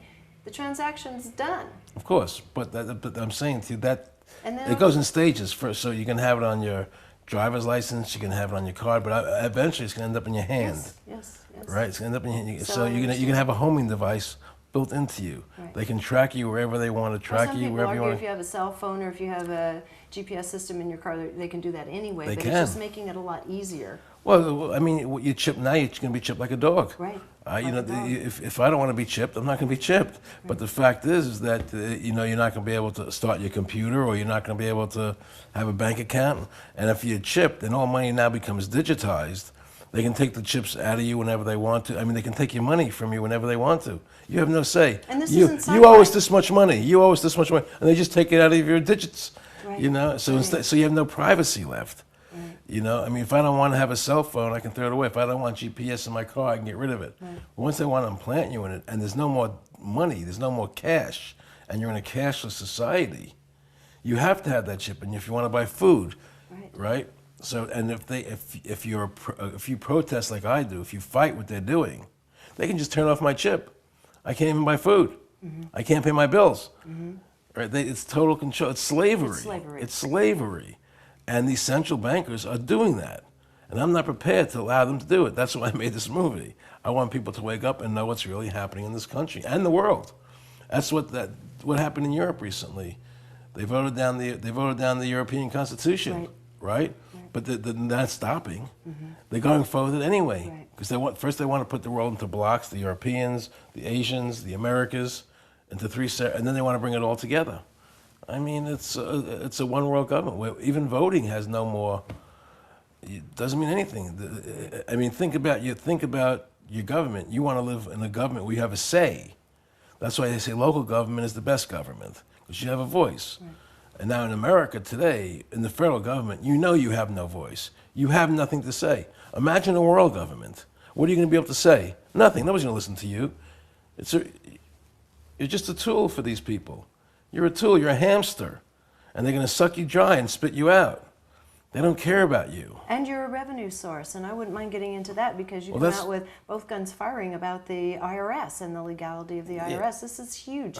I've been reading about it for years, but I kept thinking, okay, I see what they're saying. However, they can still throw you in jail. Yes. Can you talk about the whole fraud of the IRS? Yeah, I will in a second, but you said something about being a revenue source, which reminded me of something, okay? I was friendly with one of the Rockefellers, okay? And he said to me one day, which just blew my mind. He said, Aaron, remember that whole thing with Women's Lib when it was the biggest thing I saw in all the magazines and television? Women's Lib, women have a right to work just like they had a right to vote, and you make sure that you have a right to work and they fight for women's lib, women's right to work.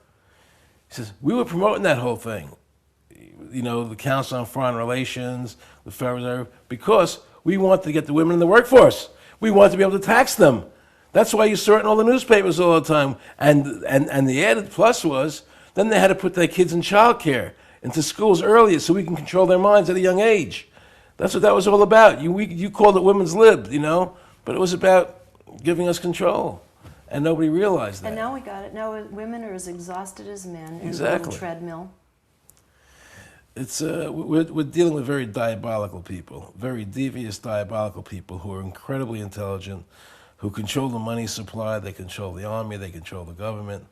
And it's very hard to stop them. And the way to stop them, in my view, and it could be done, even though we're very close to it, to losing this game. Yeah, the point of no return. Yeah, we're very close to that. But the way to do it is to shut down the Federal Reserve System, to have all Americans, while we still have a chance. You see, Congress has the legal authority to shut down the Federal Reserve, right? But if they don't have the courage to do it, well, because how do we? Well, because if we massively protest it and tell every politician, you know, that you have to listen to the will of the people, not the will of the Federal Reserve bankers, and we're going to vote you out of office unless you sign an affidavit saying you're going to shut down the Federal Reserve System.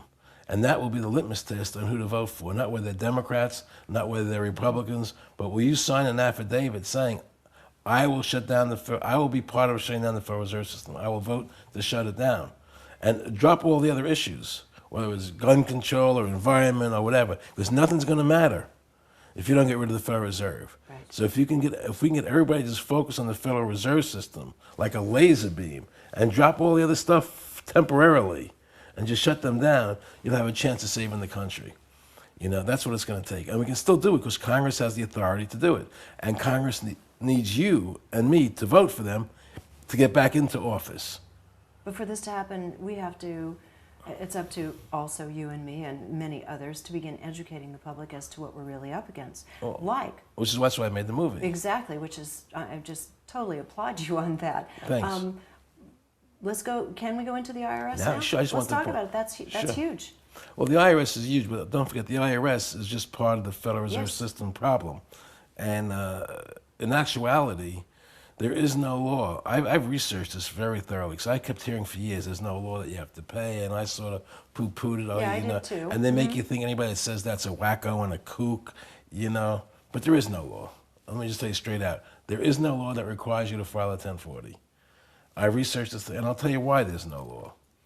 First of all, the Constitution says, that there's two kinds of taxation: direct taxes and indirect taxes. A direct tax must be apportioned and done by census, which means that a direct tax, which is what a tax on your labor would be a direct tax, you can't get away from it, right? A direct tax on your labor would have to be apportioned, meaning divided amongst all the people equally, right? Mm-hmm. And an indirect tax is like an excise tax. It's like a tax that you don't have to pay if you don't use the service. Luxury car or something. Well, not even a luxury car, but like gasoline. Right. If you don't want to drive a car, if you want to take a bicycle, you don't buy gas, you don't pay the tax. Right. So that's called an indirect tax. But that indirect tax has to be the same in every state. Mm-hmm. It has to be uniform, okay? So there's two kinds of taxes, direct and indirect, in the Constitution. In 1894, they tried to pass an income tax on your labor. The Supreme Court said you can't do that. It's unconstitutional. They stopped.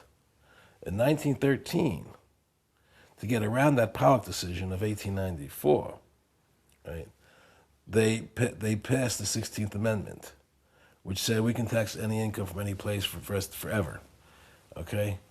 And once they passed that tax, then people started paying an income tax on the labor. It became a third form of taxation. Mm-hmm. You had direct apportioned tax, you had the indirect tax, and now you had a direct tax that was unapportioned, mm-hmm. okay? So you had three forms of taxation mm-hmm. now. But, two things. The amendment was never ratified properly. It was a fraud, okay? And that's been proven. But the second point is this: even if it wasn't a fraud and had been ratified properly, even if it had been, okay, the Supreme Court in 8 different decisions that I have researched said the 16th Amendment gave the government no new power of taxation. They can't tax the labor of the American people, so it was finished. And in 1917, they stopped taxing, so they did it for 3 years, right? And so there is no tax on the labor of the American people, no legal tax, and no constitutional tax. So they've made the IRS code, right, says whatever it says, but whatever it says is irrelevant because it's not in compliance with legal. The Supreme Court decisions, right? Right. And even the IRS code, if you actually examine it, okay, even though it's irrelevant because it doesn't comply with the Supreme Court. Mm-hmm. Actually, if you examine it, there's still no law that makes you pay a tax on your labor. Okay? Right, yet every one of us, I guess there are 69, 70 million Americans who don't, but most of the rest of us are on the treadmill and we're paying dutifully our taxes on time each year. Well, they make you feel if you don't pay it, you're not a good citizen. That's part of their propaganda. Well, and that's what allows them to keep spending money. But in fact, it's not just you saying this. What I found very compelling in your film is that you're talking with former IRS agents and investigators who were put to the task of finding out on behalf of inquiries as to whether or not this was a legal practice, right. Only to find out that it wasn't legal. And in fact, some of these people who were formerly with the IRS have not paid their taxes since they found out about this. Right. There are many IRS agents, former agents, who have left the IRS because they did the research, and they were in there before I was. Right. You know, and they deserve to be honored for the work they've done because it's a giant, in my opinion, it's a giant scam. And it takes a lot of courage to do that, though, because what are we still up against? Well, the thing is that we're up against the police state because what they'll do is, even though there's no law, they threaten people with harm. Right. You see, but I interviewed the IRS commissioner, the ex-IRS commissioner, who wrote the tax code. He was general counsel to the IRS. He was the commissioner to the IRS, and he wrote the tax code. Okay, his name is Sheldon Cohen, and I interviewed him for the movie. And in the movie, he says, Supreme Court decisions are inapplicable to the IRS. Mm-hmm. Interesting. And what does he give as a justification for that? He has no justification because I put him into a corner. He couldn't answer the questions. So he was forced, at the end to say it doesn't, Supreme Court decisions don't matter, which we all know is a lie. Right. So the IRS is not beyond the Supreme Court, right? So there is no law that allows the government to have a direct, unapportioned tax on your labor. Okay? Now, an income tax is defined by the Supreme Court as a corporate gain. Mm-hmm. You see, there is an income tax, but it's not a tax on your labor. An income tax is actually a tax on gains by corporations. Mm-hmm. That's the definition of an income tax in the Eisner versus McCumber case, if anybody wants to go look it up, right? And so, there's an income tax, but it's not a tax on you. It's a tax on corporations. Right. And this has been pressed, this was pressed with many administrations, including the Clinton administration as well as now. And so it really does cut across political boundaries. And can you talk a little bit about the background? You have a bite in there, a sound bite in there from Judge Emmett Sullivan. Yes. Can you tell about how that came about? It was really just a shocking statement. Well, what happened was that there's this group called We the People, and they served a petition on the government for the government to show the law that they're enforcing. We have a right to petition. Under the First Amendment, people have a right to petition their government to get answers to things. The government is the servant of the people, not the other way around. So they petitioned the government to get answers, and the government refused to answer the question about where the law is. So they went to court, and this Judge Sullivan said in his decision that the government does not have to answer the people's questions about where the law is. Now that is beyond chilling. Yes, we don't have a constitution anymore. We don't have a government run by the people anymore. We live in a totalitarian country today. That's the bottom line. We live in totalitarianism. And if you want to get it back, we have to get rid of the Federal Reserve System. We have to make people have the control of their government again. Before we're all chipped? Before we're all chipped. I know I'm not going to take an ID card, and nobody should take an ID card, even if it's in your driver's license. Because what they're going to do is say, well, everybody knows they need a driver's license, right? So we're going to put in the driver's license, which they can't turn down. Right. Because if you just had a separate ID card, you would say, well, I don't want that card, I'm not going to take it. But if it's in my driver's license, I better get it because I have to drive. Right. So they're very smart people. They put you into situations where you have to take things from them. But even if it's in the driver's license, you shouldn't take it. Don't take the ID card. And I'm planning a series of nationwide strikes and revolt against what's happening in the government to wake people up, to shut down the Federal Reserve System, to stop these chips from being employed, and I expect that my movie is going to raise a lot of awareness and activity from people. People start getting involved when they realize what's really happening and how all these central banks of the world are working together. I mean, sometimes you say the word New World Order, and people, oh, you're just a conspiracy nut, No, that's not true anymore, though, is it? Well, some people. And so I showed George Bush in the movie talking about the New World Order. Okay. And so the point is, the New World Order is really where all the governments of the world work, all the central banks of the world work together. They control the governments and they can control the laws of the world. And we're going to have to be forced to listen to these laws. And the laws are about controlling us, not giving us freedom. And so unless we get back to our idea of individual rights, individual freedoms, and allowed to express yourself in the way you want, we're going to lose this game. And unless people get active and say, I'm going to shut down the Federal Reserve System, I'm going to shut down the powers that be, we're doomed otherwise.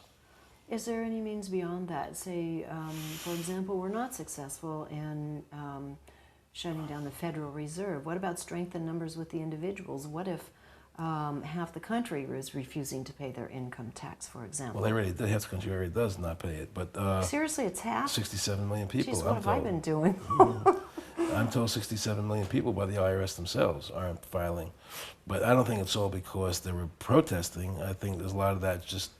By default, they couldn't pay the taxes. By default, right. Or they're trying to skip it or whatever, But I mean, even if we can't get the Congress to shut down the Federal Reserve System, then you shut down the country with massive strikes, get everybody to stop. I mean, you just get people, because people are going to begin to realize, because we're coming near the end game, and things are starting to accelerate, And people looking at George Bush is going to declare martial law, they think. Yeah, there's a which lot of fear about that. Wouldn't surprise me. Right. In fact, there's already some talk. It's not even talk that Homeland Security is going to be involved if we have a national emergency in auditing what you can and can't remove from your own safe deposit boxes at some of the country's largest banks. Oh yeah, there's no question that there's stuff going around where if they want to repossess the gold and that people have privately, your own private personal gold. right?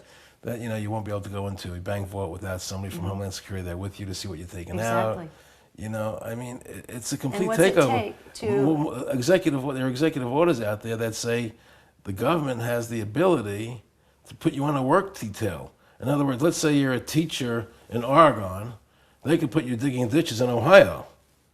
That's an executive order. They can relocate whole populations if they want to. These are real executive orders. I mean, the government is planning a takeover of the American people.